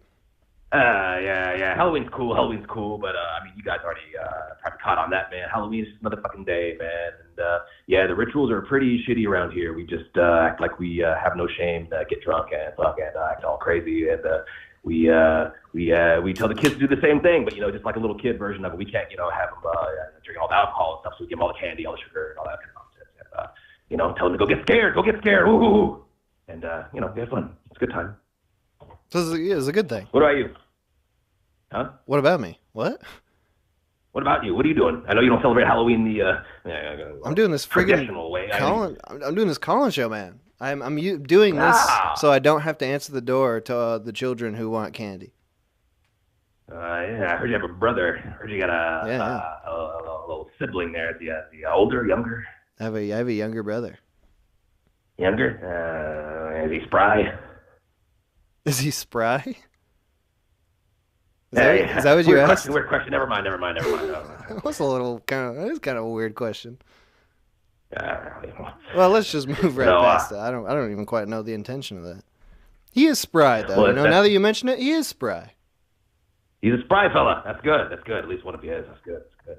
Being spry is good. Can't have too much candy, or else you lose the ability to run. Is this something hey, you? look. Yeah, go on. I was gonna say, yeah, you know, you're this call-in show, this Halloween thing, man. Everybody's got good Halloween stories. Let's see. Well, yeah, no, well, you know, so when I was a little guy, you know, we used to do a lot of the pranking stuff on Halloween. I was always kind of the day for mischief, you know, when we couldn't party and find all the people to party with. We were like, yeah, let's go fuck some shit up. So, you know, we'd kicked over a couple of porta potties. That was always good. And, you know, we went over into one of the yuppies, you know, the yuppies part of the neighborhood, and what we did was we did simulated anal sex on top of one of their SUVs. Whoa. That was pretty funny. Yeah. Simulated. Oh no, nothing egregious, nothing vulgar. You know, just enough to make them turn the lights on and go, what the hell? Yeah, good stuff. Just some friendly humping, but no penetration. Absolutely no penetration. You do that in private. I mean, geez, but Halloween. Typically. If there was going to be a time Halloween to do it in public, it would be Halloween. Am I right? Yeah. Is that taking it too far? Now you're a giant fucking hypocrite. I knew it would come back to this. No. Penetration, any day of the week. It's just another day. This is the day you do it with a mask on. This is the day you do it with a little blood on your mouth or whatever. But every day is a good day for public simulated penetration. Do you I'm at a loss of what to ask you right now. Do you enjoy? Is there something sexual about Halloween to you? I mean, like you gave a couple prank examples, and half of them were anal sex related. Is it just that was just for a laugh? Oh, though? they That's were, not but like that's not like a because serious. I was referring to. You just do that I'm sorry. for a joke to have a good time. Yeah, it was just a joke, just to have a good time. You know, I would never do that today. You know, it just kind of wouldn't ring the same. But yeah, I mean the whole sex thing. I mean, come on, you know, you get a whole bunch of people together, you tell them to dress up and, you know, with hardly any clothes showing, and then you put a whole bunch of, you know, you got the loud music, you got the flashing lights, and you got all the, I mean, look at this, I got this hostile crossfade now, and I'm not even at the Halloween party just because it's Halloween. So, you know, you're gonna want to put your mouth on something. You're gonna want to hold something on you. You can't say it's a surprise, you know, but we do it on Halloween, and it's a Halloween party. Oh no, yeah, but 3 a.m. on a Tuesday morning, you know, that's not a Halloween party. That's just a bunch of weirdos in latex dancing. So do you agree? We had this caller on earlier who was saying that, you know, like we should treat every day like Halloween. Every day is Halloween. But in your mind, is Halloween like specifically for this kind of insane debauchery? Well, not really. You know, it's Halloween is you know, it's got this cultural identity. It can be associated with, you know, these different peoples and religious groups. But that's the thing. You know, we could celebrate Halloween every day if we had any fucking cultural identity. Unfortunately, you know, all of our holidays really have lost a lot of their meaning in this kind of capitalist struggle. You know, I mean, if we were supposed to be you know, worshiping our ancestors on the other side of the veil, or, you know, praising our various animistic gods for a good harvest or what have you. And, you know, maybe we could actually have a bit more of a, you know, meaningful relationship with the holiday. But, you know, let's just, you know, we can drink the, you know, eat the candy, drink the soda, and just pound each other. You know, Are those were you just describing like the real reasons for Halloween? I'm not even familiar, so I can't even tell.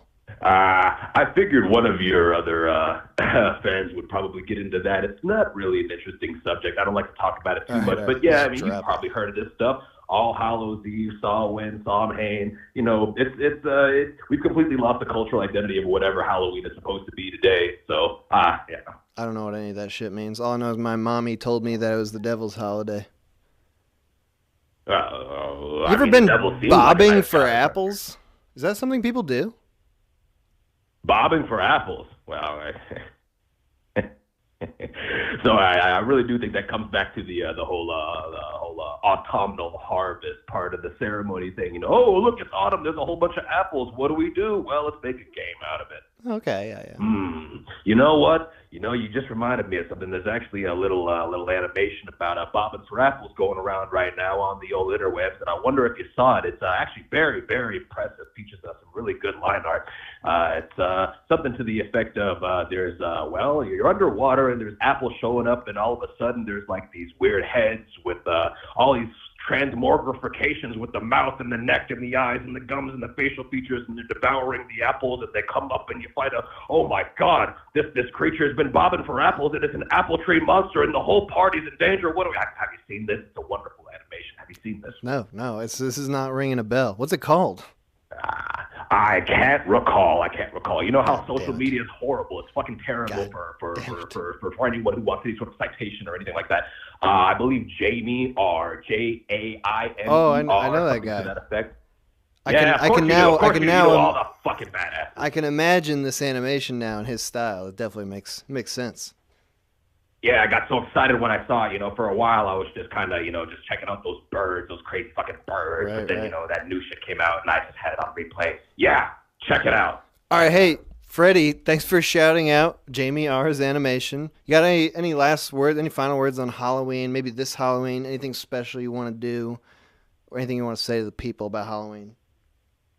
That's a weird question, but take your time to digest that. Keep it safe. Keep it safe, but keep it real. Don't be doing shit motherfuckers want you to do just because it's Halloween. It's your Halloween, too. Hell yeah. All right, dude. Thanks for calling. Oh, my pleasure. Adios. All right, have a good one. Happy Halloween. It's too late. That was Freddie. All right, that was a call that actually came through. I wonder if is that gonna keep happening? Yes. All right. You see Google. Call from Matt. You can do it if you really try. Matt. Oh. Matt. You got me the screen. Yeah, Matt. I'm on. I hear you. Can you hear me? Yep.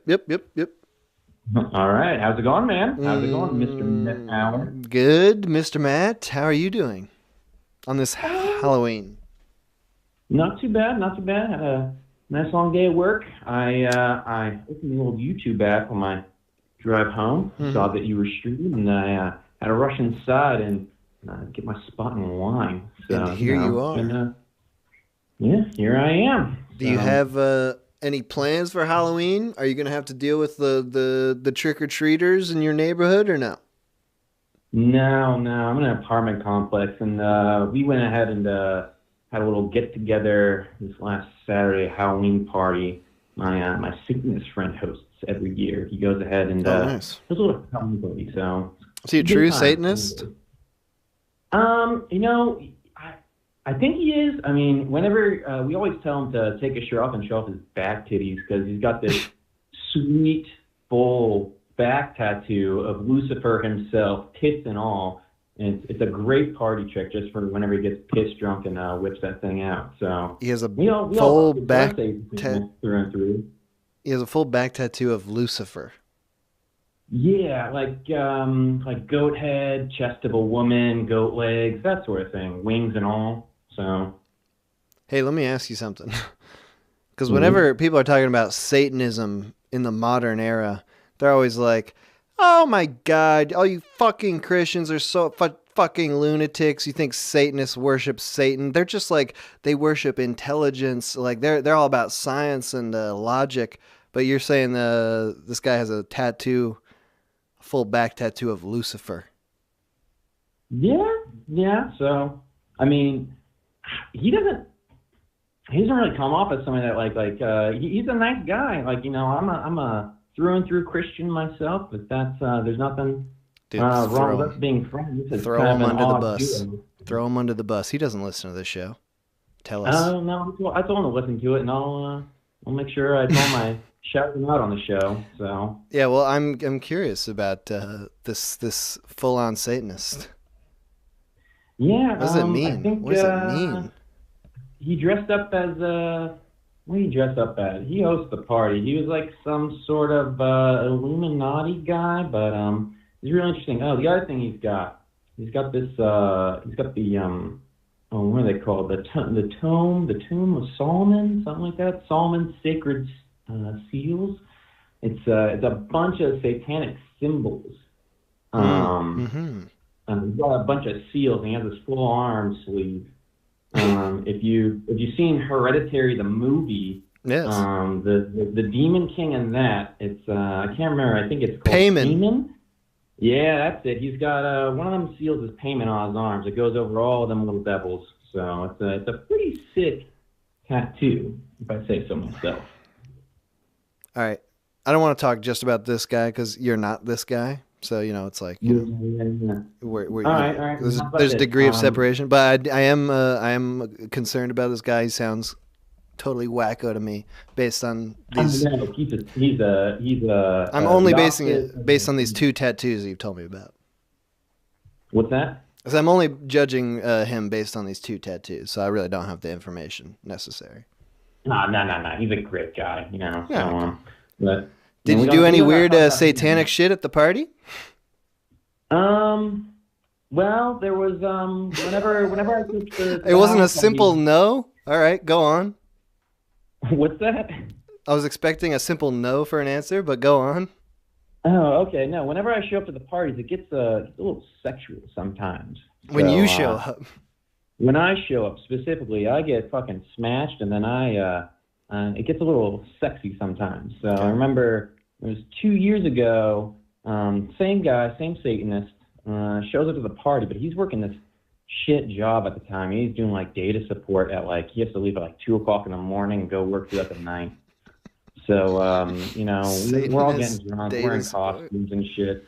Okay. And he has to leave, but he leaves behind, his girlfriend's there, all of our mutual friends are there, a bunch of us, and we're getting wasted.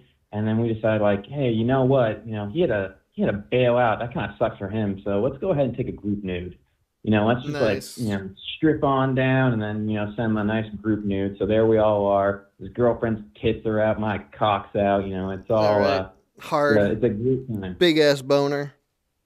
No, it's a little blurry. Somebody was waving the camera around, so I have this flashing red rocket out. So it was a good picture. And then this last time, was a lot. It was pretty funny because I got even more wasted this year. That was 2 or 3 years ago, I think, at this point. But this last year, I got even more wasted, and some more shenanigans happened there. So.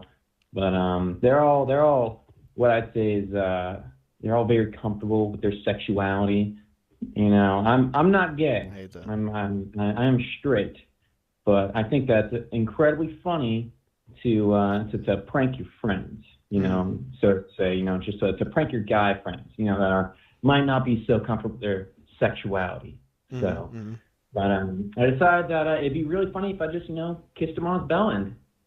Just give him a little smoochy poo. Kissed him on his what? On his what?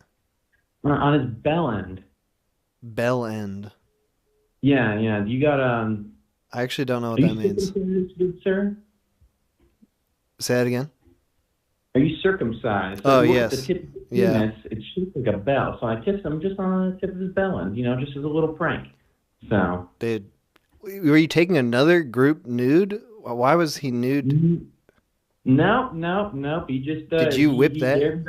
And I did it. So hey, if you whip out the wiener, you got to expect someone's gonna be kissing that thing. Yeah, exactly. It might not be who you want. Yeah. But I'm straight. It was completely platonic. Nothing between us whatsoever. How did it go? What was the reaction?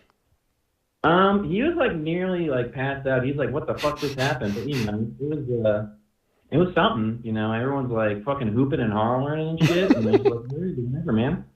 You got to do what you got to do to entertain the people. I like to get the crowd riled up, But this is strictly a Halloween type thing. Yeah, no, this never happens. That doesn't go near them any other day of the year. But Halloween, all bets are off. It's the holiday. This sort of thing doesn't happen, but it doesn't happen on Christmas or Thanksgiving. Those are holidays. No. We don't. There's none of those shenanigans. Really, it is all on Halloween. So, but yeah. Nice. So that's what we do. That's our Halloween tradition, is to do weird sexual stuff to each other. But it's consensual and it's completely platonic. There's nothing. It's not like I'm gonna date the guy. So, I mean, it didn't. I don't want to. I don't want to sound accusatory, but it doesn't sound explicitly consensual what you did. Oh no, it was a bet on his part. Oh, okay. Yeah, it was a bet. Oh, well then it's like it's a test. You were either gonna do it or lose the bet. Yeah, I cannot back down on how that bet. All right, good. I'm glad we got that information. All right, dude. Hey, thanks for calling in. Good to hear about your Halloween traditions. Yeah. Thank you for taking my call. All right, have a happy Halloween. You too, sir. Oh shit! Right into the next call. Call from. I'm Batman. That's the gato. Hello. Hello. Is this? Who is this? This is Legato. How's it going? I thought you were gonna make up a name. No. You feeling tired today? You sound a little under the weather. No. I'm just not at work again. So. So it's not as exciting to call in when you're not wasting your employer's time. Yeah. It's just not fun when to call in when I'm not at work and sticking it to the man and whatnot. You doing some Halloween shit tonight? Not at all. I'm probably going to sit in my bed and I'm probably going to watch TV. I'm probably going to whack it. And I might even play Xbox. Who knows? You might play what? Xbox. Oh, the Xbox. Nice. Yeah, and well, no. So today, just like any other day, you're going to whack it and play Xbox. Whack it and play Xbox. Sounds like a perfect Halloween to me. Trick or treat. You know, they say trick or treat, but they never like accept the trick. Like trick or treaters come to my door and like they say trick or treat, and I pull out like a shotgun and I start blasting shots into the air, and then they all run away screaming, and then cops show up, and I'm like, they said trick or treat, and I tricked them. Yeah, I think they're saying, you give us a treat or we will trick you. Okay, well, they didn't clarify, and I'm sorry I shot that. You know, scatter shot, it goes everywhere. All right, but that's not your fault. Yeah, that kid barely got that kid got singed. He didn't get shot. He got singed, and it wasn't my fault. And now he's got a costume for next year. He's like the disfigured child. Yeah, it's like he could be like the Phantom of the Opera. And here's another thing I don't like about Halloween, because I live in the Bible Belt, so there's a lot of these renamings of it. Because they're like, we don't want to be Satanists. So they'll have like Harvest Festival. Right. And then you go to a Harvest Festival and people are in costumes like, and there's black cat decorations, there's pumpkins and shit. It's Halloween. So where you are, they're trying to ignore the whole mischief and demonry. They just want it to be about pumpkins and apples.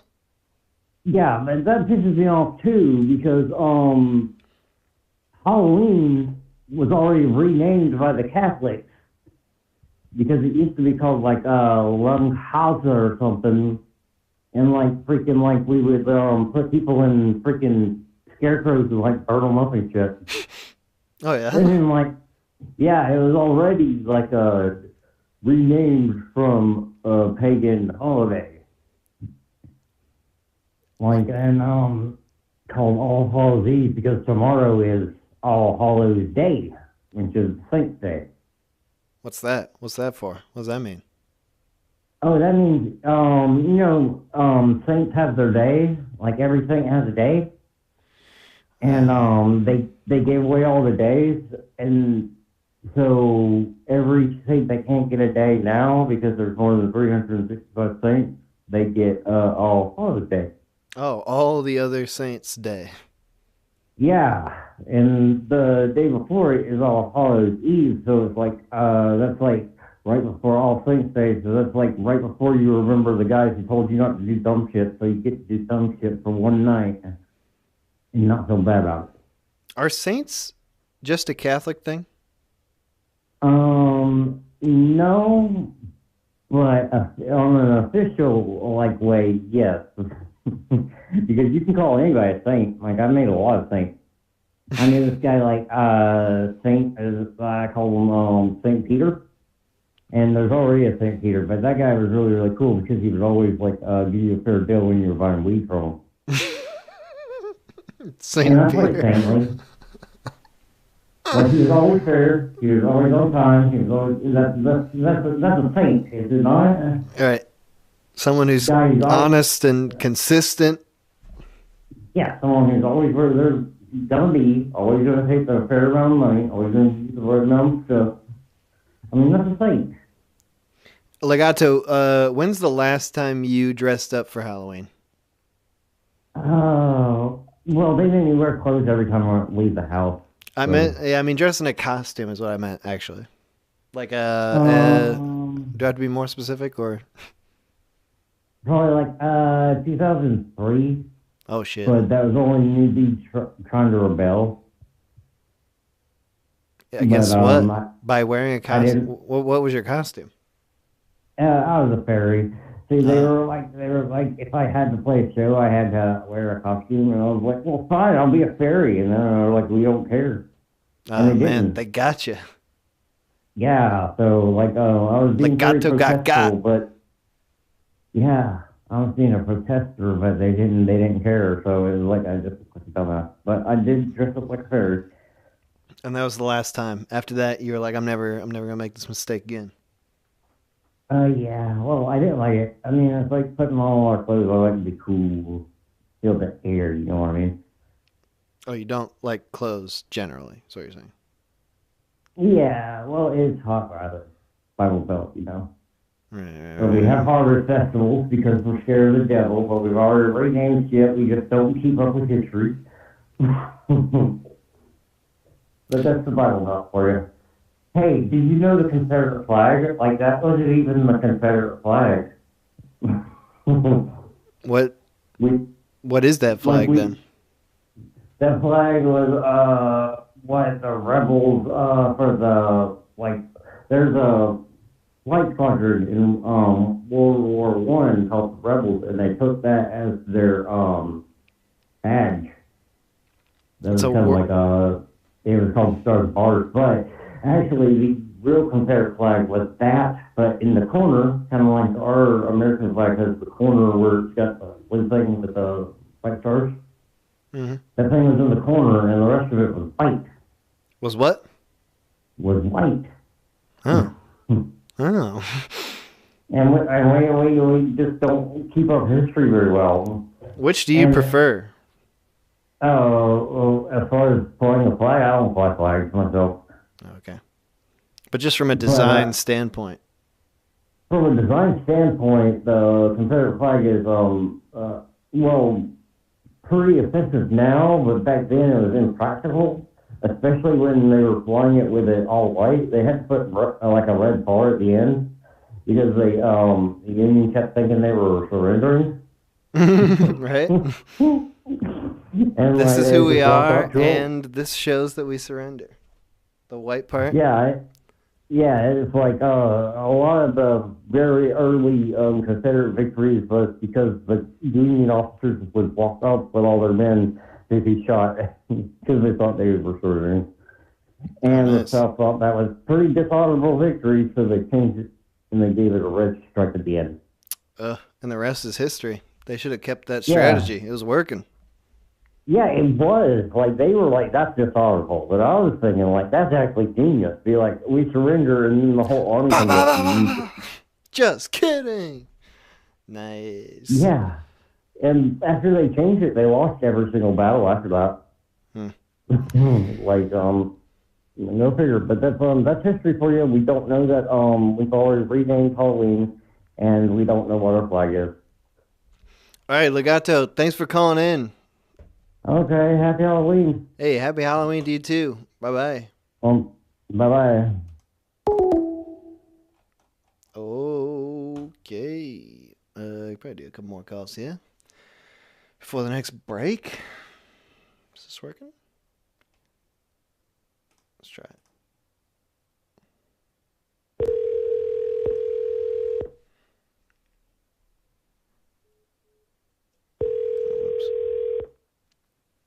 Hello. Hello. Hello. Hey, yo. This is the minute hour. Who's this? This is Dick. Dick Nicholson. Oh, Dick. Dick, have you Yeah, how's it going, man? have you ever called into the show before? Have I ever talked to you? I don't, because I don't listen to podcasts really, so I don't actually listen to your show. Like, I don't want to be offensive, but Dude, that's I don't okay. know. I don't really think listening to other people have a conversation nearly as much. But it was Halloween and I was just doodling, so I tuned in. Dude, now people get to listen to you having a conversation. You better have something really fucking interesting to say after that. Yeah, I know, right? No, I was actually wanted to call in and say about like when I was a kid and we would go trick or treating. My grandmother, she worked at this like nursing home, and so we'd go in there and they always had like all these different like all the nursing home patients on their doors. Like if they were sentient enough, they would have like this pumpkin that was on the door that said you could trick or treat there. So that way you didn't like get into trouble with any of the other older people or bug anybody who might be like dying, right? Right. And so we're like wandering through this area and we come across this one room. It's got a pumpkin on it and everything. We go in and this old lady's there and it's me, my brother, and my little sister. And she just starts like, at first she like gives us candy and then she's like talking to us. A lot of them like to just sit down and chat. But then I start realizing that it's all like nonsense. It's like hearing somebody talk a dream. And she starts just like picking things up. Like I think she puts like a family photo album in my brother's bag.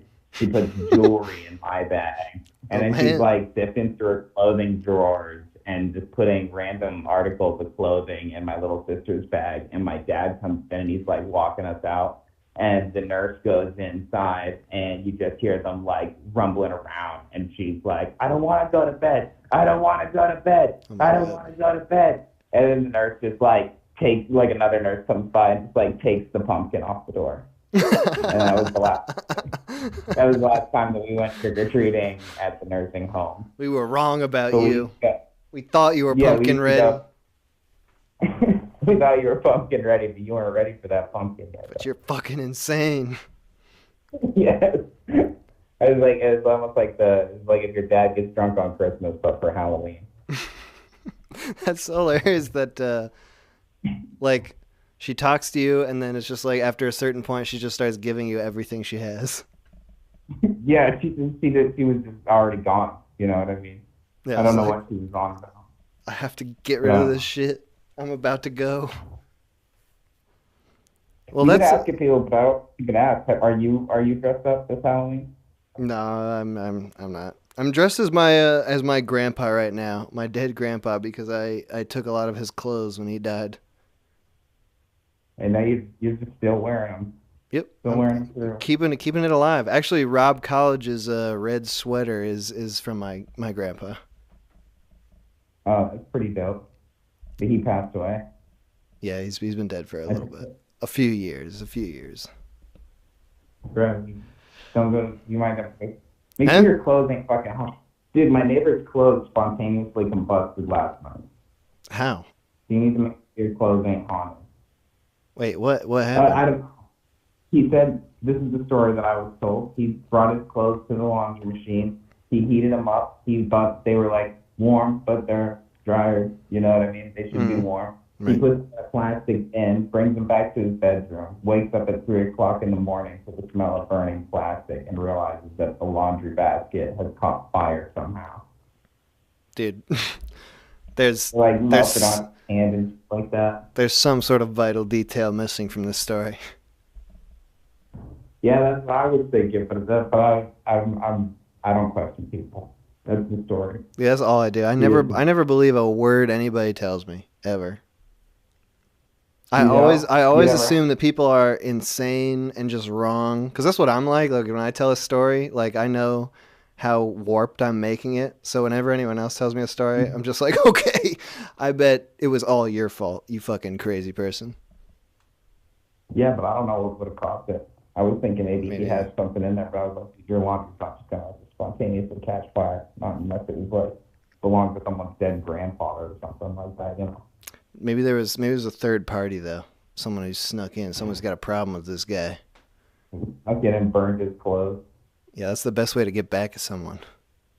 Yeah, I guess it's like breaking their rear window of their life. Exactly. Like they got to go buy a whole new fucking bag of laundry now.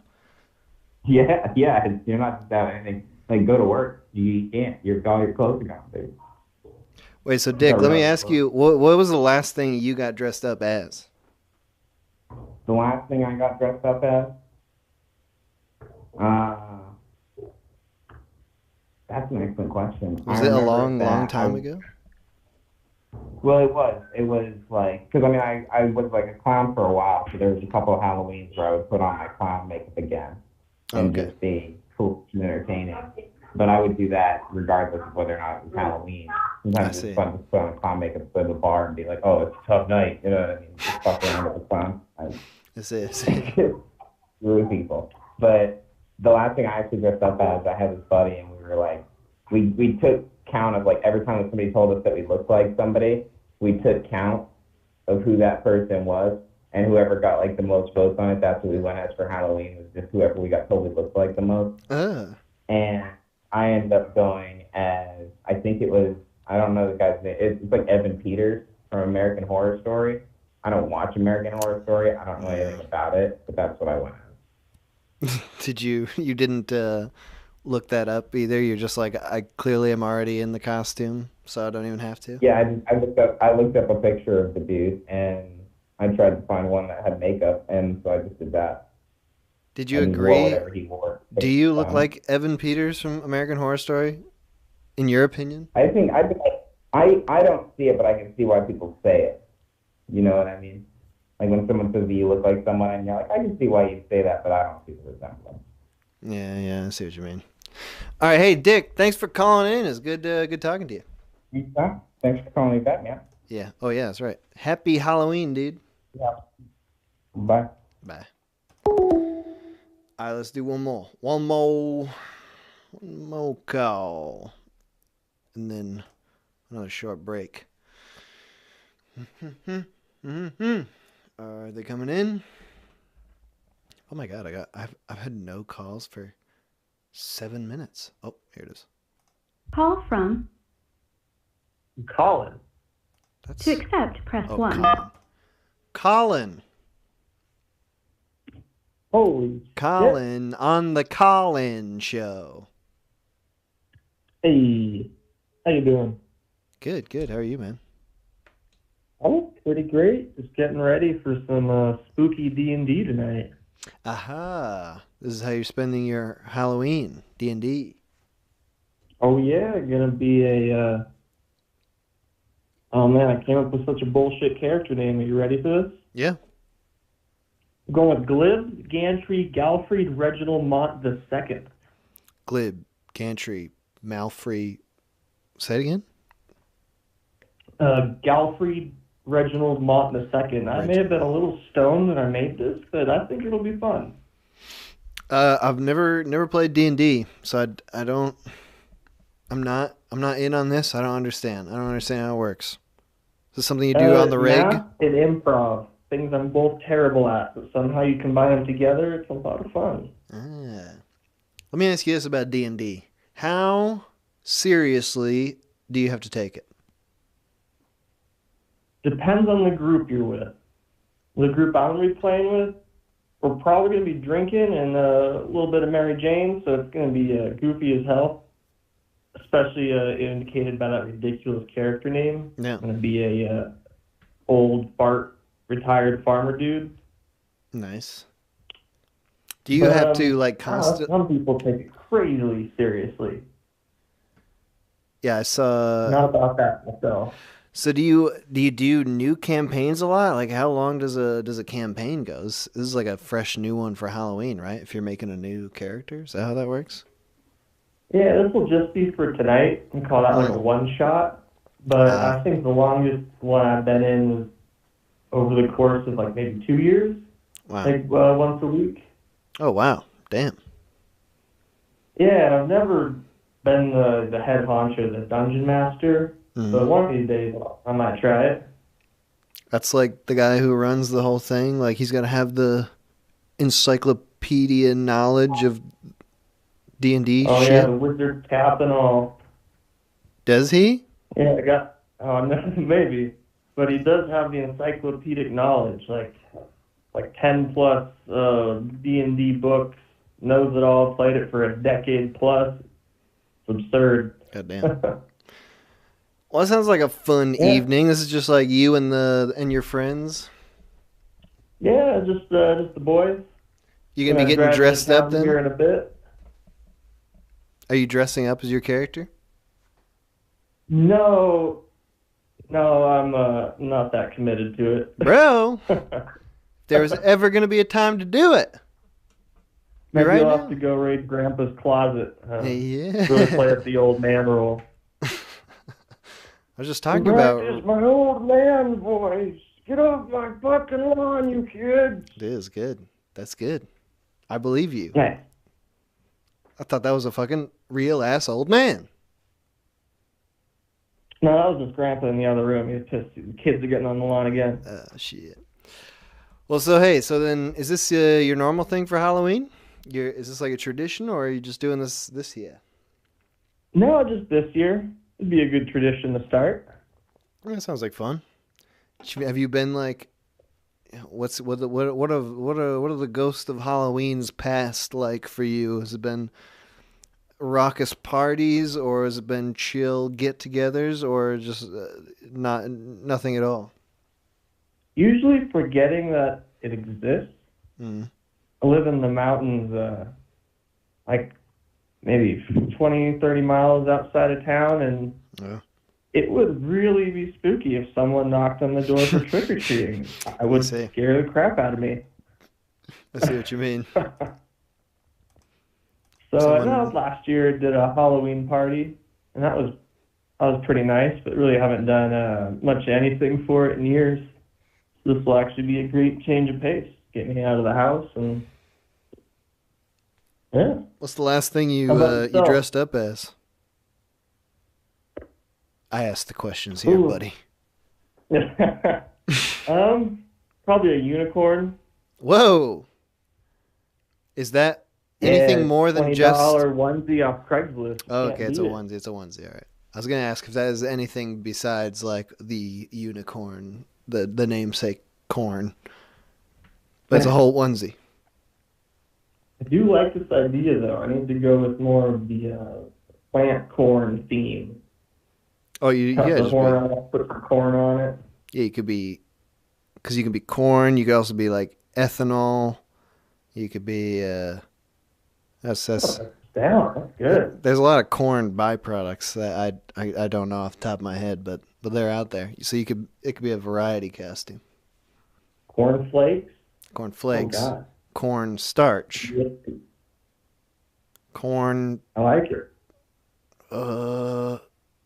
Did we say flakes? Yeah, that was the second one. Now I want some cereal. Yeah, that sounds good. I really wish I had cornflakes right now. I was eating my brother's Frosted Flakes last night just as a snack. It was my dessert. Your poor brother. You betrayed him. No, he just leaves that shit in there. It's going stale. Like I eat his stale food all the time. Because he'll throw it out. Yeah. Same with my roommate. Yeah. All right, hey, dude. Thanks for calling in. I hope you have a great time with your D&D. Yeah, take it easy. Stoked finally got on. Have a good rest of your Halloween, dude. Thank you. You too, dude. Happy Halloween. Bye. Bye. Okay. Let's take another break. Then we'll come back to the boys. And then we'll do more calls. All this shit and more on the Call-In Show.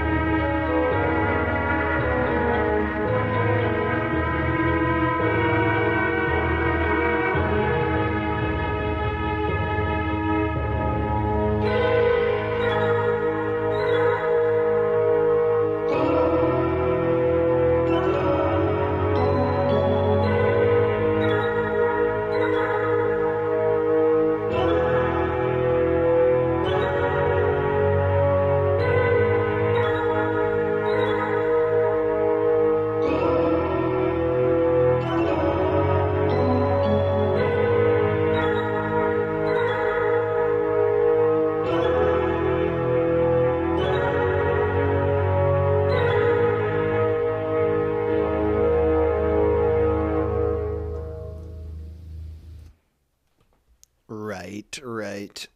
Again, the music from this stream is all from Vanishing Amulet. Their album Nocturnal Heritage. The link to their Bandcamp is in the description of this video. Some dungeon synth for the spooky season. Let's see. Looks like. Oh god. Only Moxie's here. Moxie. Yeah. You're the only boy. Yeah, I guess so. Oh. Oh my god. Toner. Oh my god. What the fuck? Do the boys just pop in? Oh, damn it. Okay, he's back. The boys just pop in for the boys' segments. Is that true? Sometimes. I do most of the time. Sometimes I hang around. Dude, I thought there was a whole backstage discussion going on the whole time. It is if like some people are around, but a lot of times I'm just here waiting.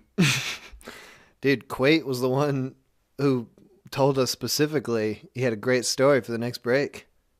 Yeah, he had to go do his laundry and get McDonald's or Panda Express or whatever the shit. Quate! All right. Well, Moxie, have you had any trick-or-treaters tonight? Nah.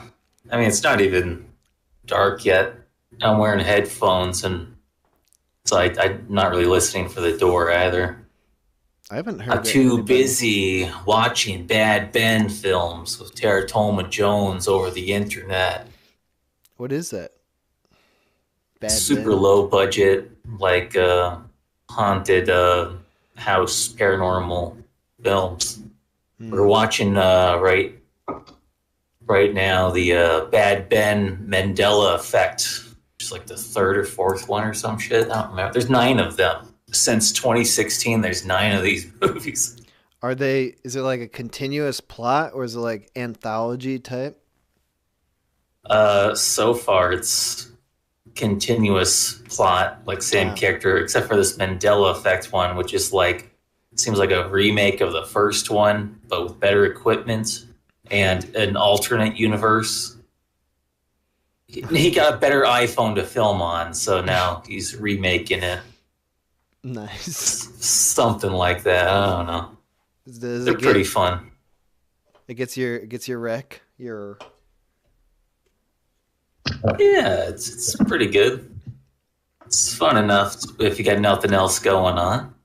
All Halloween to watch 9 Bad Ben movies. Is it in like the same class as like the I forget the guy's last name, Neil, Fateful Findings guy? No, it's not delusional and absurd.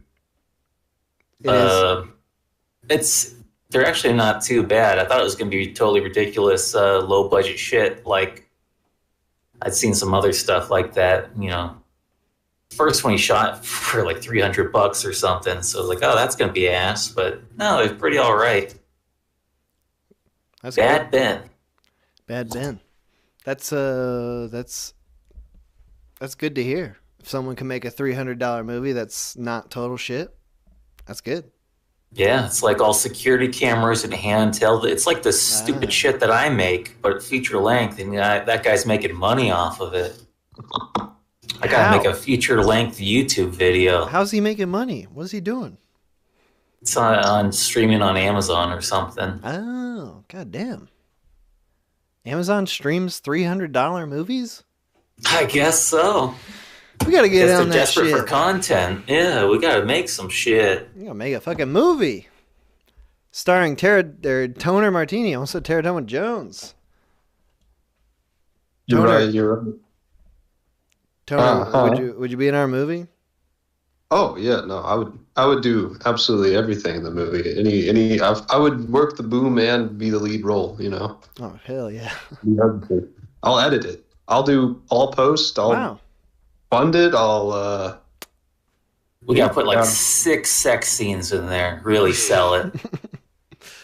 Dude, it sounds great. Toner just offered to make the entire movie for us. Yeah. Go ahead. Hell yeah. Go ahead. Whenever you. I mean, I guess right now, as soon as possible. I don't want to say whenever you want. As soon as possible. Okay. Yeah, Once we scrounge up $300, we can send that to you. Oh and yeah, then- that might yeah. take. Could do a Yeah. Kickstarter. That might take a while. Yeah, we might have to make a few more CDs before we've made $300. Tony, you're gonna get one of these CDs, right? Yeah, I already bought one with my hard-earned cash. You did? Yeah. Wait, did you get the first batch, or are you waiting for the second batch? I got the first batch. I'm a real one. Whoa, has it arrived? No, not yet. What the fuck? What the shit? I don't know, man. I don't know. My apartment's mail system's pretty jank. Dude, I can hear Moxie looking up your order number right now. I'm just looking up the shipments in general, see what percentage have gone to people. I thought for sure they all would have gone there by now.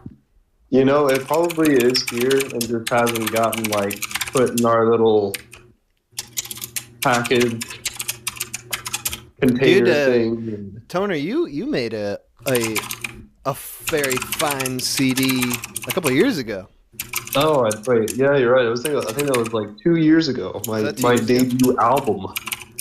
And you know what? Yeah, Yours with the is Milkmen. What was the name of that one? It was Insanity. That was Liquid Insanity. Liquid Insanity by Milkman. And I've got to say, when I was taking a look at Moxie's like CD works with like the little I forget what those things are called, like on the Japanese CDs they got the little Opie strips, yeah. Opie strips. I just have a pile of those Opie strips. I guess you could say I collect them. Either way, I was looking at that. I was like, geez, I really just Sharpied on every single one of my CDs. It's got its own charm. You know, that's very true. That's very true. I hand cut out all the images, and they're all not sized correctly, but I didn't want to go back to like Office Max and reprint things. So I just kind of cut them really badly to make it fit, and they slide out all the time. Yeah, but you can buy it on Bandcamp. Milkman, Liquid Insanity. Shameless plug. It's an album that's been out for 2 years. Yeah, on one of the zines we had that CD advertised. Yeah, you were the sponsor. Making That's all right. those ads was fun. And you know what? I've taken all the revenue from that major monumental release, and I'm going to use all $12 towards the new film that we're starting tonight. Oh, good. I mean, $12. That's plenty to start with. It is. And, you know, we invest, and then that wealth grows. Yeah, I could probably find a camera phone that we could film with for $12. Okay. Moxie, don't you already have like 80 camera phones at the Well, yeah, but wait, that's great. They're We could mine. do like reverse shot. Just put all the phone cameras on different tripods. And... Dude, that's how I like can they send did. you 8 Blackberries of the same model, and you just set up all of them and film at once. I remember that's how they did the bullet time in the Matrix. They just like made a circle of cameras all around the actors. Like Canon T2Is or something. Like, just put up like 140 cameras. We could just do that with Okay. shitty phone cameras. Yeah, The exact yeah. same effect. We have so much like raw talent, raw materials, raw wealth. I'm surprised Raw this wealth. film hasn't already happened, you know? We need to refine our wealth. We've got all this raw wealth laying around. So much wealth, and we're It's not using it not effectively. liquid. Non-liquid wealth. I've put it all in bottles of whiskey. It's all stored. That's where I store my wealth. The Milkmen have been featured. I think like each individual member of the Milkmen has been in like Signal Returns and stuff. Have we ever done a full Milkmen thing in Signal Return? I don't think so. I don't think so. You know, that's Yes, actually where this all started. I submitted our debut single "I Drink It Black" to the Big Red bullpen. It never made it in. Nice. But you know what? That just fueled our creative endeavors, and look at us. Look at us. All We actually- wildly successful. Mm-hmm.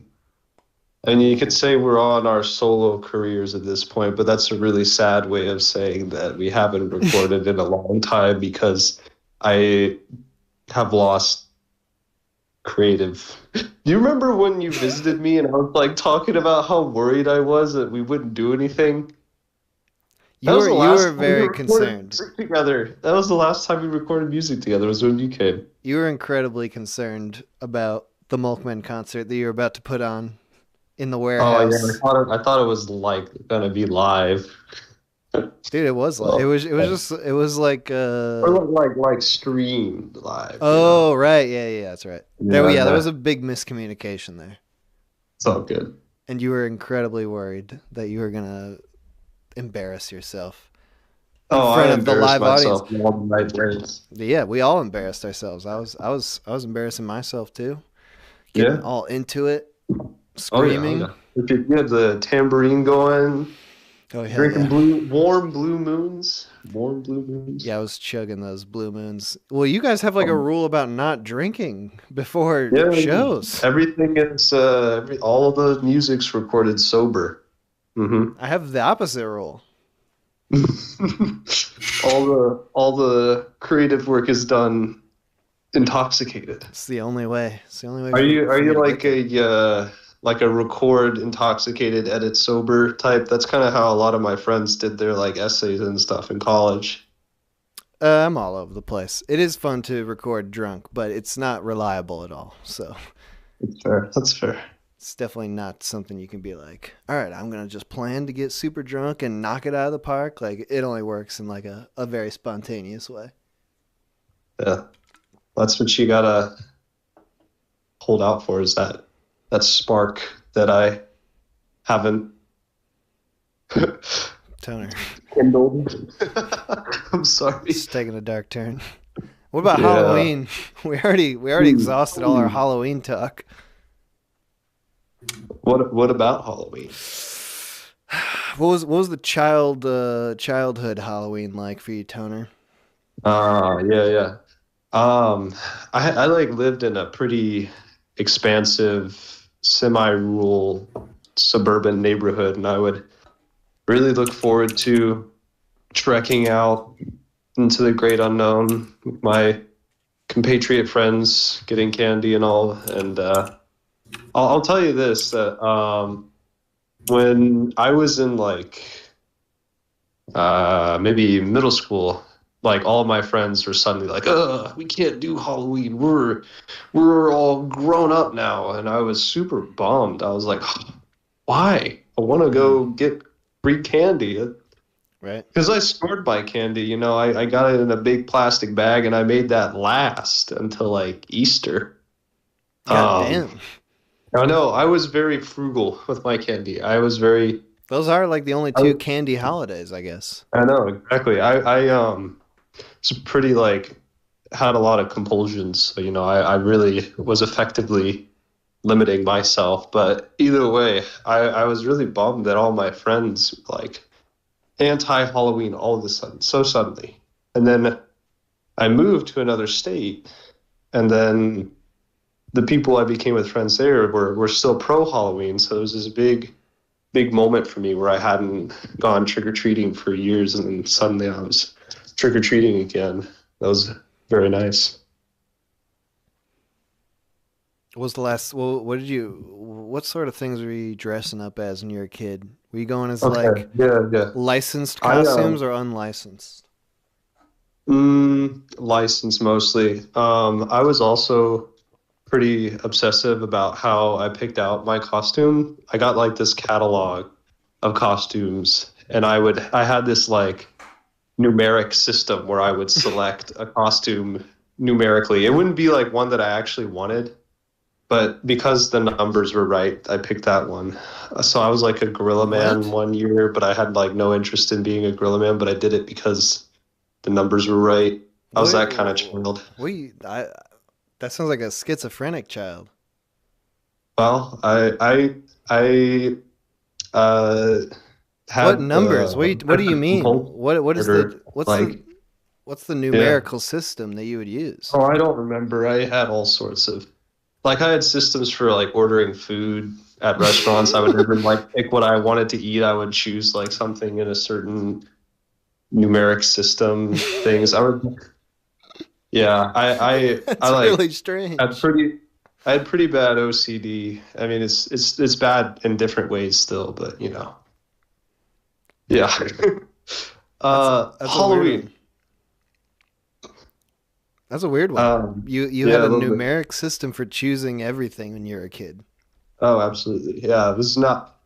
It took a lot of effort to get to picking things that I like these days, and I still kind of fight that sometimes. When was the change? What happened?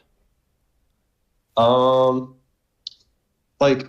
was it gradual? I guess you could consider it like, yeah, very, very gradual, very gradual. It's like a rewriting code in a sense. Like, how can I update my software to be more human? That's the hard truth. Something every person asks themselves at some point. Guess so. Yeah. All right, good.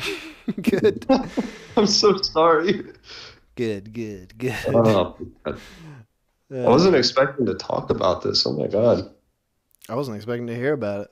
Yeah. Well, I had no idea you had a numeric system for choosing. I mean, usually when I think of like people who are really into numbers and like how numbers would affect their choices and stuff, I think of like crazy people, like people who are like, you see, did you watch The Rehearsal, Nathan Fielder's new show? I did. I watched the first 3-ish episodes. Yeah. Like there's that crazy guy in the second episode who's just like, every sequence of numbers he hears or sees, like it's got some sort of insane, intense meaning to him. He's just like, oh shit, 12, 55, 58. 55 is eternal life. 58 is like this. He's just like got an explanation for every number that appears in his life. Let me tell you something. Mm-hmm. He's right. Numbers are the rawest truth of existence. Okay. Dude, we're figuring out right now, live on air, that Toner is insane. I mean, that's actually kind of funny. I feel like I've always been playing the straight man in the boys chat, but really I've just been secretly totally calculated. What are the fucking numbers? What do the numbers tell me here? There's three boys, and they have how many letters in their names? 5, 6, 7, 6. Nah, I don't know. Let me try and break something down. Okay. All right.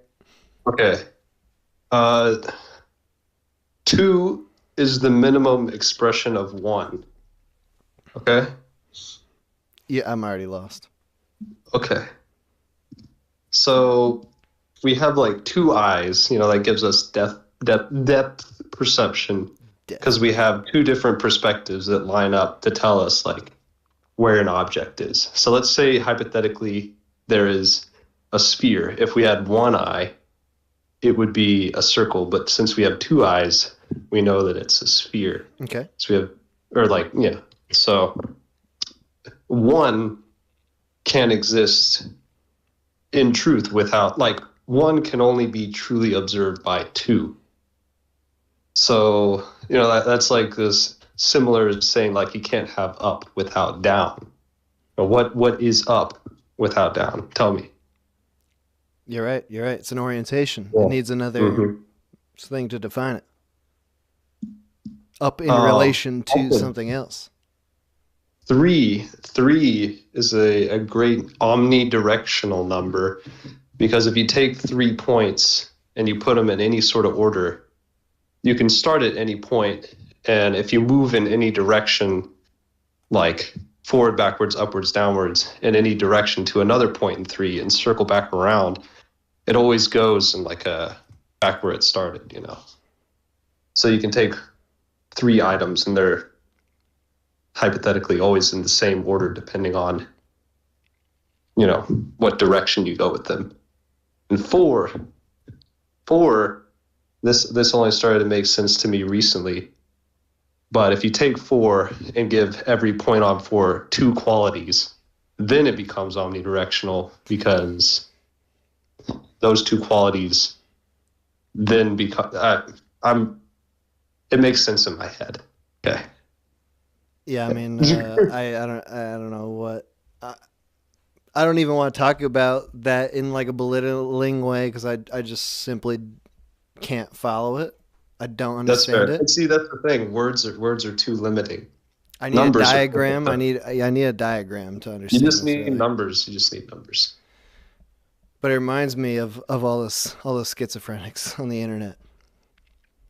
Thanks. They also do that thing where it's like they get really into like puns. You ever see that? Like how schizophrenics like make tons of puns. Like they'll talk about like wait, I have one. Who's that famous schizophrenic, the bodybuilding one, Martin Cabello or something? I have no idea. You don't know what I'm talking about? All right, damn. No. Well, he makes great videos where he's always just talking about crazy shit, numbers and words and stuff. Wait, and I wrote down a video description he had because it was all just... Okay, this is way too long. Oh my god. Never mind. Okay. One of the things here is he says womb man, WOMBMAN. That's a woman, womb man, and there's like all this importance that has to do with like, it's all just like misspellings of words to like create this weird lore. It's like this actually means this because they sound similar. Can I tell you like one of my favorite parts of a poem? Yes. Okay, so do you know who William Blake is? No. Okay, he's like a 18th century British poet, and he was like one of those artists that went like totally unrecognized during his lifetime. But then like just recently, people are starting to discover him and his art, and they're like, wow, that's actually pretty good. He's got one of those puns that I really like. It's like, if I'm just gonna pull it off the top of my head, it might not be verbatim, but it's like, all of God's sufferings are for naught, forever there is a judgment. And so you look at it, there's a space between for and ever.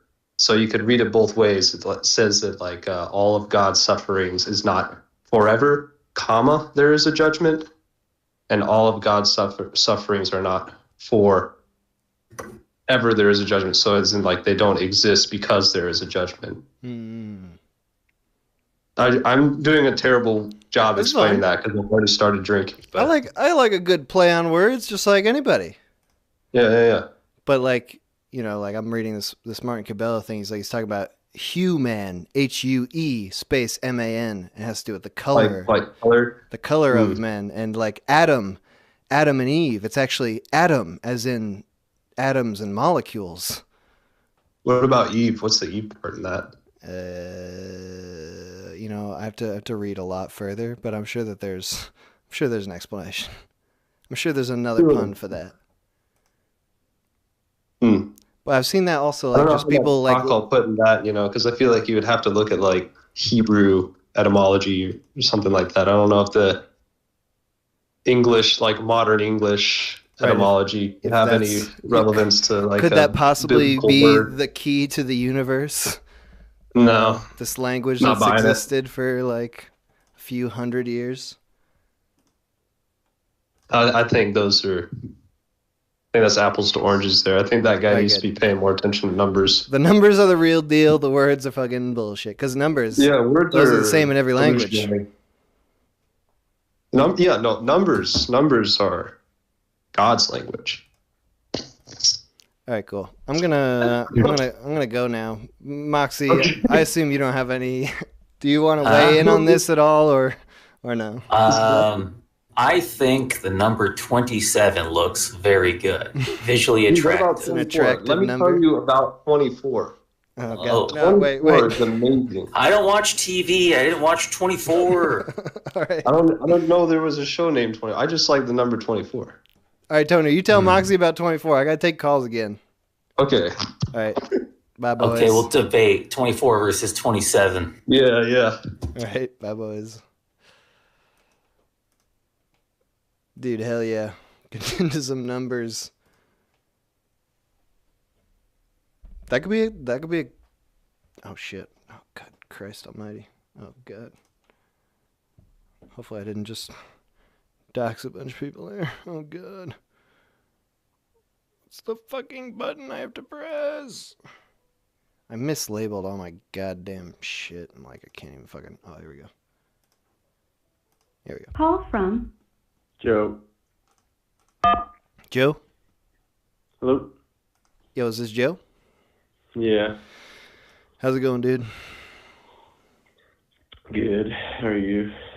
Pretty good, pretty good. You sound like you're chilling. I'm chilling. Man, you were talking to Toner. He sounds like the Aurora shooter guy. You hear about that guy? That's not a nice thing to say. Oh, no. Just a little bit. I see where you're coming from, though. Numbers, man. Have you seen have you seen the psychological... No, I've never seen that guy talking. Tapes? Oh, man, it's crazy. Dude, did I talk to you like a year ago or something? A year ago, yes. I recognize your vocal patterns. Mm-hmm. Were you the one who was telling me... Yeah. Well, we'll see if I actually recognize you. Were you the one who was telling me that someone you knew got COVID in college and they were like interrogating you? Interrogating me for if I had COVID? Like to find out your COVID contacts? Or maybe I'm wrong. I'm just wrong. To see if I had a card and a booster? To be like, hey, who have you been in contact with the past 3 weeks? We need every name. All right, it wasn't you. It wasn't you. No, I don't think so. All right, well, then I recognize the wrong thing. Oh. Well, anyway, we're talking about Halloween today. Yeah, man, I went to a really cool haunted house last night. Yeah. Have you ever been to a haunted house before? Yeah, and like a haunted field. It was in a haunted farm, yeah, haunted country place. Right. Very cool. They Did it had, get you? like- Did it spook you? It spooked. Well, I was spooked. I went one time before, and since then, I don't know. I just, I don't know why, but I don't really get spooked that easy anymore. But maybe it was just a matter of, it was mind over matter type stuff. Because I was like completely not spooked. Were you? But I were feel you like it's exhilarated? better to be spooked. Did you get I your wasn't even blood? exhilarated. Well, then But what's it the was very fucking cool. point? I know. was- It's all, that was a me problem, though, you know. I mean, a lot of other people were spooked. You was still I don't fun know. though. You still had a good time. I had a great time. It was fantastic. I think it was a world-class haunted house thing. It was like they had a corn maze and a haunted house. And I got to go to both of them. You know what gets me in the haunted house? Is you got like, like some creepy looking person. I mean, first of all, what's not scary about the haunted house is they're obviously, like wannabe actors, like volunteer, local, I wish that I was an actor type people. Just kind of more sad than it is scary. But what always gets me is the people who are like sitting down all quiet and they're like perfectly still. And then the moment you walk by them, they fucking jump at you and scream in your fucking face. Well, yeah, they had those. They had the spooky jump scare people, and then they had some like girls who were like, "Do you want to play with me? Nobody ever plays with me." Thinking that kind of creepy. That doesn't sound scary. Well, no, that's not that scary. And then they had spooky clowns. Nice. And they had this thing where it's like you walk down this walkway, and there's like a big paper cylinder with these dots on it, and it spins around you, and then you get really dizzy, and then they strobe you out and have a bunch of clowns like go, ooh. It was really cool. And then the corn maze was like, it was wild. It was totally the best thing ever. Dude, tell me about it. They had aliens. So they had like a bunch of Vietnam War stuff. Shit. It was like Vietnam horror and like jungle stuff, and then they had an alien portion, and they even had trailer park horror style meat themed horror. They even had a Slender Man. Yeah. What was a Slender Man like? Like someone on stilts or something? Like what? How did they? Yeah, they had a guy on stilts, and he was in this like room, and they had like, you know, those things they have in front of industrial freezers with the flaps. Yeah. And like the car wash type things. Yeah, and they had a bunch of fog machines going in, and none of the fog got out because of the flaps. So it was so foggy you couldn't even see in front of your face. And they also did it they did that in that place with the Slender Man, and he'd come up and he'd go, ooh. And then they'd also have one in a school bus. They had a creepy school bus. And of course, I think there was someone sitting in one of the seats in there. Bah! And then there was a lot of clown stuff. Very, very cool. It sounds like a pretty good variety. I can't actually think of haunted houses that I've been to that ever did like alien shit. That's pretty, or Vietnam. Both of those are pretty cool. It is. The Vietnam thing was cool. They had like nuclear stuff, and then they had the classic like like Texas Chainsaw Massacre. That's a big one. People running the chainsaw. That's a scary noise. You gotta have a chainsaw, and they did the chainsaw, but they took the chain part out of it, and they just had they're firing blanks.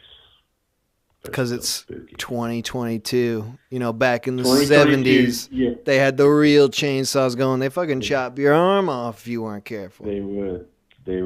But, lawsuit culture, man. Ridiculous. You should have a stream about that. Yes. Lawsuits. Lawsuits. Now that sounds exciting. But the litigation stream. Oh, yeah, sorry. That Aurora Shooter guy, he was all like in the numbers too. It was like he was kind of he was kind of wearing a sort of Halloween costume when he did his thing. He had that crazy fire red hair. He did, man, and he even had he had like a different costume, man. Have you ever seen Dream Corp LLC? You like that show? That sounds familiar, but I have not seen that. I don't think. It was a really good show. Well, they had the Aurora Shooter guy, he put in these like black contacts, and he like dyed his hair red, and he's like, ooh, I'm all creepy. Right. Put it on his MySpace. Pictures on the MySpace. Getting mad hits. Damning evidence, dude. And it was all, but he was just such a weirdo. Whatever you say on MySpace can and will be held against you in the court of law. Oh, and it was, dude. Is that guy just in jail now? He must have already had his trial and everything, right? That was years ago. His whole dude. I mean, I watched every dude. I don't know why, but I watched every second of this psychological review. Is that on YouTube or something? Can we watch that? It is. It is on YouTube, and it's so good. But it's like, dude, it's like hours long. That's all right. I like watching those police interrogation videos. No, it's not. They got a psychologist in there. So it's like you're sitting in with the psychology. So what is it like? Cool. They just try to get to the bottom of him? Yeah, well, I guess, they're just trying to figure out what his motive was. And the thing is I think he's still in jail. And the thing is that his motive from the very beginning was that he wanted to be in solitary confinement. Oh. Mission accomplished. Mission accomplished. So he got everything he wanted. That's all you need to do. Just fucking murder a bunch of people all at the same time. But you have to remember this, dude. Mm-hmm. The thing about him with numbers was that he thought that your GDP, you had like a personalized GDP. Oh shit. Because you know how it is with people kind of think that maybe society is just a macrocosm of an individual. Mm.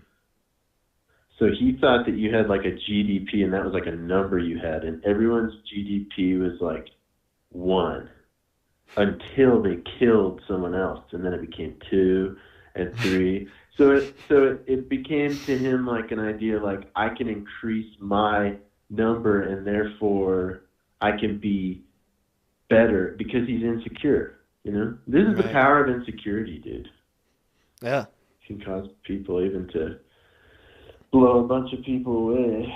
You gotta raise your gross raise death your product. I know, it's crazy. But I think his number at the end was something weird. Poor guy, I don't know. He's crazy, man. He kind of sounds like your friend, man.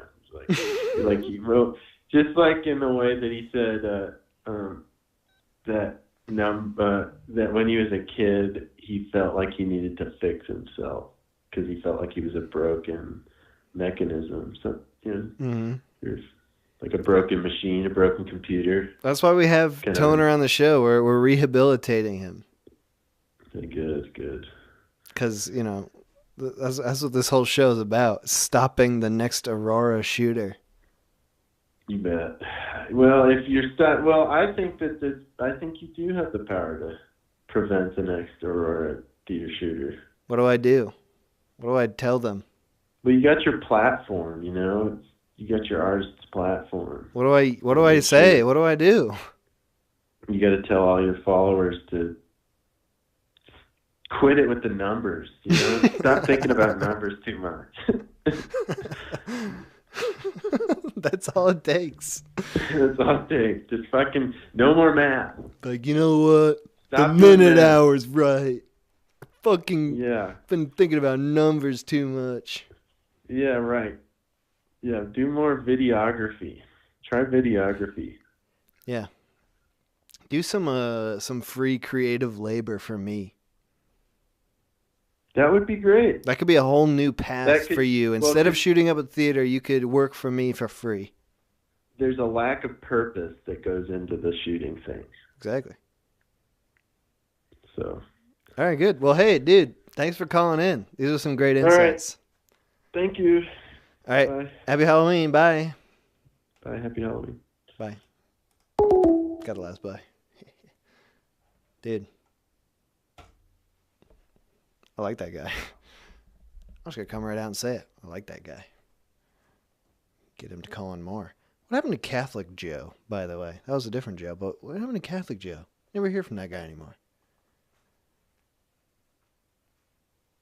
He's got to be out there, right? He didn't, go to war or something? Does that sound like Catholic Joe? Like he would have been one of the volunteers to Ukraine?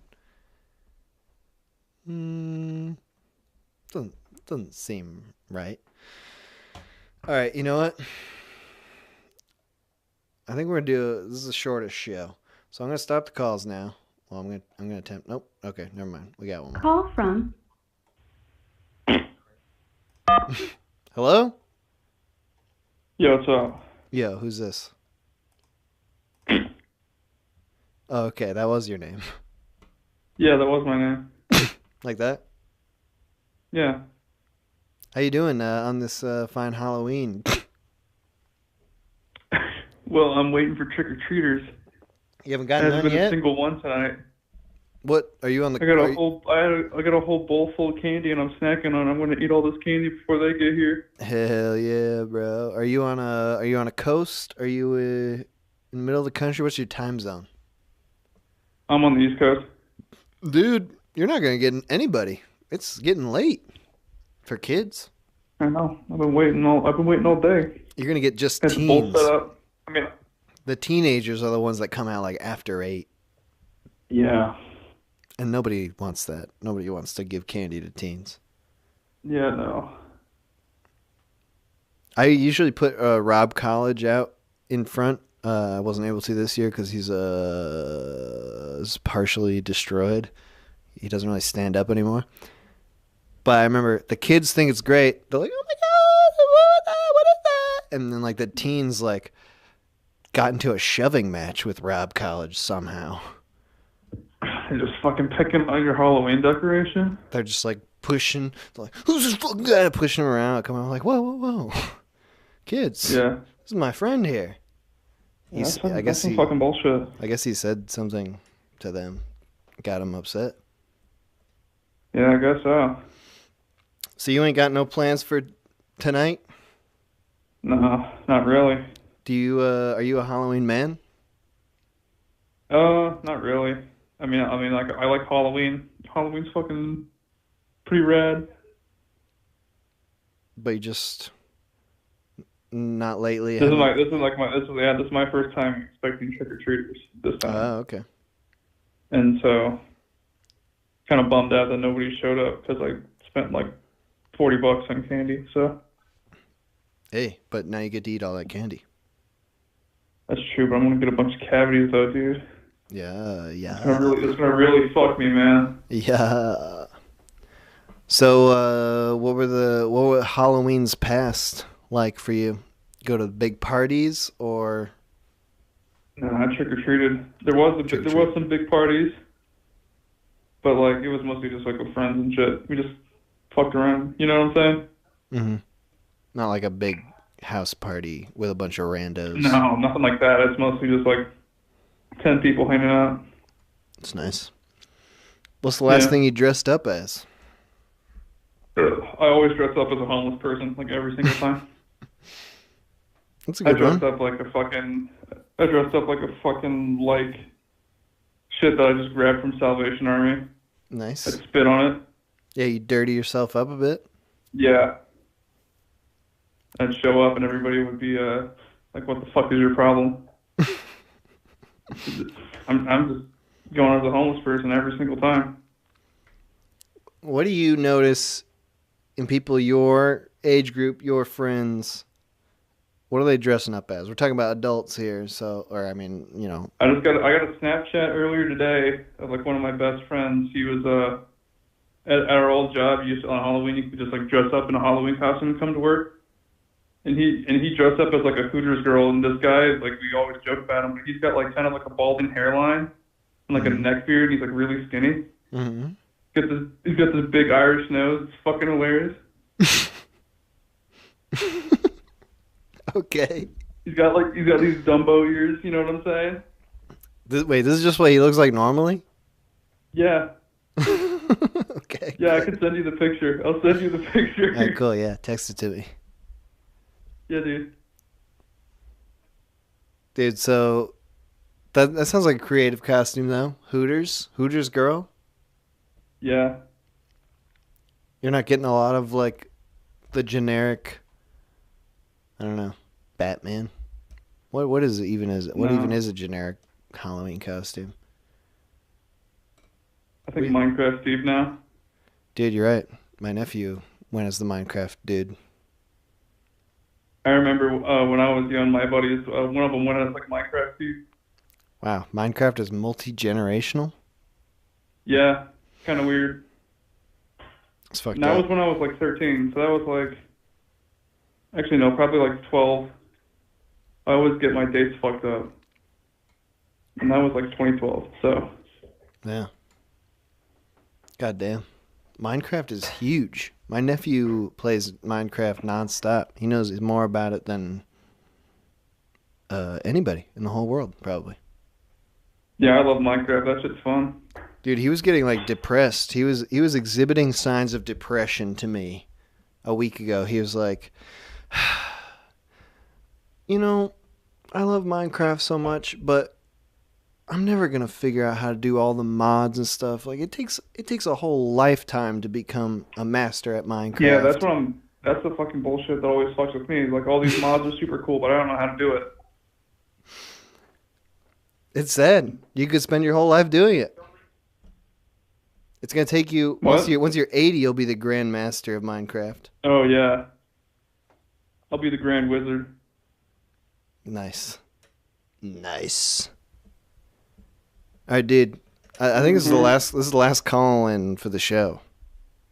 Is it really? Yeah. So you, I don't know. What do you want to say to close things out? You got anything? I want to make sure that my CD gets to me.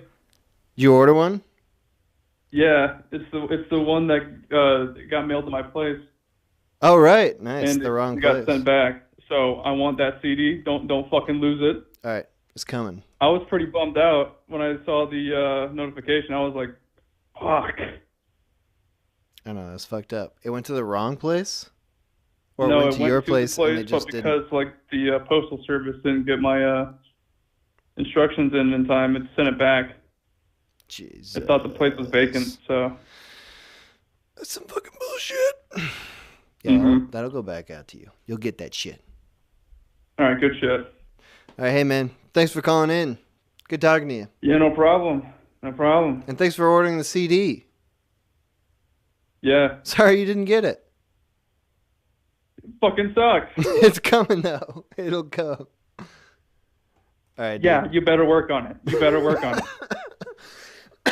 All right. Happy Halloween. Yeah, happy Halloween. Trick or treat. Yay. Goodbye. All right. Okay. That is that for the callers. But hey, that was a great transition because that guy's talking about the Halloween CD, and I told you at the end of the stream I was going to be talking more about the Halloween CD. So as soon as we end this stream, which will be very shortly in like 10-15 minutes, the new Halloween special will be public on YouTube. It's called Marcus and Minkus. It's like 27-28 minutes long. All fresh, brand new shit. Sort of horror-ish thing, you know. It's got some disturbing stuff. It's not like scary, but it's got some vaguely disturbing things going on in there. But it's a fun little story. And that, paired with The Haunted Darkness, which is a longer story from 2017 that I made. I was like maybe 43 minutes. Both of those Halloween specials are going on a CD called the Extra Special Halloween CD, which is what this video was, which I'm going to play again here, but I'm going to mute. I'm going to talk to MoxieFamous a little bit here, who is the guy in this video making this thing. Moxie, you around? Yeah, I'm here. We're wrapping this shit up, so I'm playing this video that you made of you making the Extra Special Halloween CD. Yeah. And I talked a little bit about it at the top, just talking about how much effort went into actually producing this CD. But something this video doesn't even show is all like the tests that you were doing. Like this is not like you didn't just whip this up and on the first try, like that's what the CD is. Oh, hell no, yeah. Multiple tests, different. Like, I think we went through like 3 or 4 different printable CDs before zeroing in on the one that we used. Right, different and then CDs. Trying different paper, different all sorts of shit. Yeah. And cases, the jewel cases. Yeah, I've got a couple different ones of those. And I think that can be improved too. Some of them, I don't know. I think I could improve the jewel cases a little bit. They're better than the first ones I got. Yeah, and like, this is the first CD we've ever done. Yeah. And learning a lot along the way. Right. So a like lot to figure out. You did a bunch of tests to get this like in a real nice spot, but things can only improve from here. Yeah. This is a good starter. And yeah, we can improve from here for sure. And like we probably didn't charge enough for the CD, actually. Nah, yeah, you're right. You're definitely right. But you know, it's a test thing, you know? It's like it's cheaper. This CD is $13. It's thematic because 13 is the cursed number, and this is a Halloween 13 CD. shipped. Yes, yeah, that's right. So yeah, this CD, which is very high quality, is $13 all in. If you're in the United States, that is shipping included. So like, it's pretty fucking cheap. I mean, You would. Yeah. We could have really. What I want to get across to people is that, like, this is not like, you know, a quick and easy cash grab type thing where we just like shit out the cheapest version of something and make you Yeah, I mean, guys all that would pay just for be it. like setting up like a Redbubble store or something, Right. or like, you know, what most people do when it comes to merch. They get like $25 t-shirts that you order from some other website and they don't do anything with them. And yeah, if we did that, it would be way more expensive for Oh, a yeah. less quality product. Like what you've been doing here, it's all DIY. We can see that it's DIY. You're doing it like in your bedroom. Yeah. We don't even how do you fit all this shit in your bedroom? Hardly. This is why like I gotta keep swapping out. I've only got a couple different workspaces. I need more space, but you know, you work with what you got. Right. And I've got a bedroom. And you can see it in I this, have control over. You can see it in the video, even like you're constantly moving these giant pieces of equipment into like the one area that is available. Hell yeah. And that was a new open area. Like I had to go buy that workbench like last week. I'm like, I'm because I was just like setting shit up on like a chair or like on the ground just to get it done. I was like, I better just go spend $20 on like a workbench thing at Harbor Freight and get it done with. And you can see, like, we're watching the video on silent as I'm talking to you, so I'm watching it here. But, like, every single element here is, like, done by hand. It's printed, but then every single thing needs to be perforated with the perforator wheel, or you need to be cutting it out with the X-Acto knife for every element that's going into the CD. Like, it's tons of time. Yeah. And I mean, it definitely helped that I made the metal templates, but that was a pain in the ass too because I don't actually work with metal too often, so I just had to cut them all out by hand with a little metal hacksaw. Really? My God. Yeah, and then like file them down. I was doing. I mean, while I was waiting for like the final designs and stuff to come from you, I was like, well, I can at least do this. So I spent several hours just cutting things out. They're a little bit rough. I think I'll remake them later, have them more exact. But that's good though, because now now they're made, so you don't have to do that for next time. Yeah, now they're ready to go for the next CD. Right, and oh yeah, go on. Yeah, just like I like getting front heavy on work to make it easier later. Mm-hmm. Yeah, I like these little metal things. I was wondering where those came from. They look too perfect to have that you just made them. Yeah, cut out by hand. They look nice. Yeah, they work pretty all right. They got a little bit warped out of shape because of the heat generated from sawing for, like 40 minutes straight. So that's a bit annoying where they don't lay flat all the time. I get. But they're pretty good. They're pretty good. And then using the sticker, like that paper, the sticker paper that we got for the international edition of the zine, since I still had that, that's on the bottom so it doesn't mark up the shit I'm working on. Like, just thinking about stuff, thinking it through, being a smart boy. These are the things that you do that I would never do. This is why the only reason that this exists is because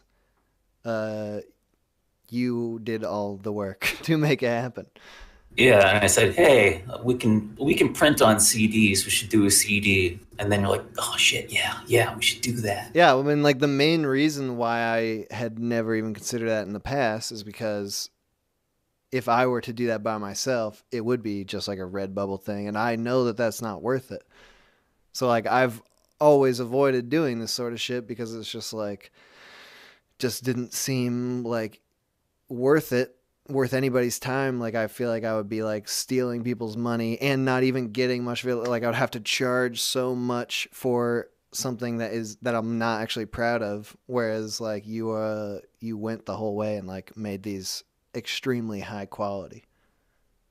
Yeah, they turned out pretty good. Pretty damn good. I freaking love them. Tell us about the obi strips. What is that? What the hell is an obi strip? They just have it on a lot of stuff in Japan, like on the spine of CDs, laser discs, and things like that. It's a real nice touch. Yeah, it's such an easy thing to add, and really it just classes up the whole thing, makes it look sick. Hell yeah. And even like so many of the small things make it look so much better, like the plastic bags. Mm-hmm. Like just get some good, decent ones, and they're not very expensive, and they really do a lot to really class up the whole thing and help with keep it from getting damaged. Right, exactly. And yeah, you did a lot in terms of that, like wrapping the whole thing in bubble wrap and putting it in the cardboard box. People who have gotten, because we've done this we're doing this in 2 batches. We announced this like on the call-in show at the beginning of the month, and we sent out an initial first run of like 115, I think it was. Something like that, somewhere between 110 and 115. Yeah, around there. And the people who have gotten that, I think most people have gotten that by today, although we had the outlier freaking toner. But they were telling me that they were extremely appreciative for all of the extra work that went into packaging it so that it arrived safe, because a lot of people will just toss a CD into like a polymer sleeve or whatever. Yeah, they'll throw in a poly mailer or like a bubble mailer, and yeah. And it just I hate getting broken shit myself, so yeah, not gonna deal with that. Not gonna make other people deal with that. Right, and you're like a fucking shipping pro. You know how to do this shit because you do eBay shit. Yeah, I've been doing eBay shit for years, so I've probably shipped thousands of packages. Usually like one-off stuff when it was like the flea market stuff I was selling, so I learned how to ship a bunch of different stuff. Mm-hmm. Yeah, so this CD is super cheap for how high quality it is. Like, we're talking just about like the physical product here. Like, the content on the CD is freely available. I'm about to make the one thing that's not available like online. It's going to be public as soon as the stream is over. So it's not about like selling the content itself. It's about like getting this high quality physical release that like you can put on your shelf, and like it looks very nice and professional and stuff. It's a very easy way to support the Minute Hour and everything we're doing here, but also like you're not just supporting, like you're not just donating, you actually get something that we think that we're proud of. That's like a nice physical release. Hell yeah. Put that on a shelf. Yeah. Put it on a shelf, be proud of it. Hell yeah. And there's going to be way, way more. We can't get into the specifics yet, but people, you got to fucking know. We're about to go hard on this shit. More in the pipeline. In a big, big way. Like, this is the very beginning. And it's already, in my opinion, like, I think it's, I don't know anybody who's making a better looking CD than that. Like, this is the real deal. But this is just the very beginning. Yeah, now we just have a lot of pressure to keep up the quality. You do. I do. Yeah, it's all on me now. Shit. Yeah. But yeah, like the people should know. They need to know. And I think this video is a good way to show them. It's just like, you don't fuck around. You put the effort in to make it something that's worth buying. It's not a cash grab. You have actually dedicated probably far too much time to making it great. Probably, yeah. I think if we broke down like your hourly rate, you'd be making like $3 an hour, something like that. Yeah, probably. That's usually how it breaks down on these things. Yeah, hell yeah. Below minimum wage. Well below minimum wage. But yeah, we want you people to buy this shit. And this is Moxie and I haven't actually talked about this, but I think this is probably like the last time, at least for a while, that you'll be able to order this CD. Yeah, we'll probably have to do batches every once in a while. Yeah, like, because it's a pain in the ass. Right. Always having to order stuff, and then it takes a while to make it. So we can probably do like 100-ish at a time, kind of right. Like the last batch. And I don't know how many orders we have on this next shipment, but it's got to be getting near 100 again. Yeah, we are getting close there. But this isn't something, that we can like do. Like, it can't be made to order because it's just you have to set up. The only way that's feasible is if like you get set up for making the CD and then you make a bunch in a row. Like, And I need to have like a dedicated space where I just have everything set up, ready to go for every different product at every single time. Right. So I would say for the foreseeable future, like this is the best time to buy it. It could be like, maybe another year or something before you're printing this thing again. And I don't even know, like, with our plans, we've got plans for lots of new things. We haven't really planned a lot for reprinting old things, like how that figures into the time schedule and all that. So I would say if you're interested in this CD, if you look at this video and you think that looks cool, or if you listen to the special after I make it public in a few minutes and you enjoy it, definitely order one now so you make sure you get it, because it might be a year or more until you are able to get it again. Yeah. Don't forget it. Did you have any final thoughts about physical media or the CD that you'd like to share? I just want to... That whole video was filmed with a Nokia Lumia 929 Windows phone from 2014. Wow. And it turned out really like a lot better than I thought it would.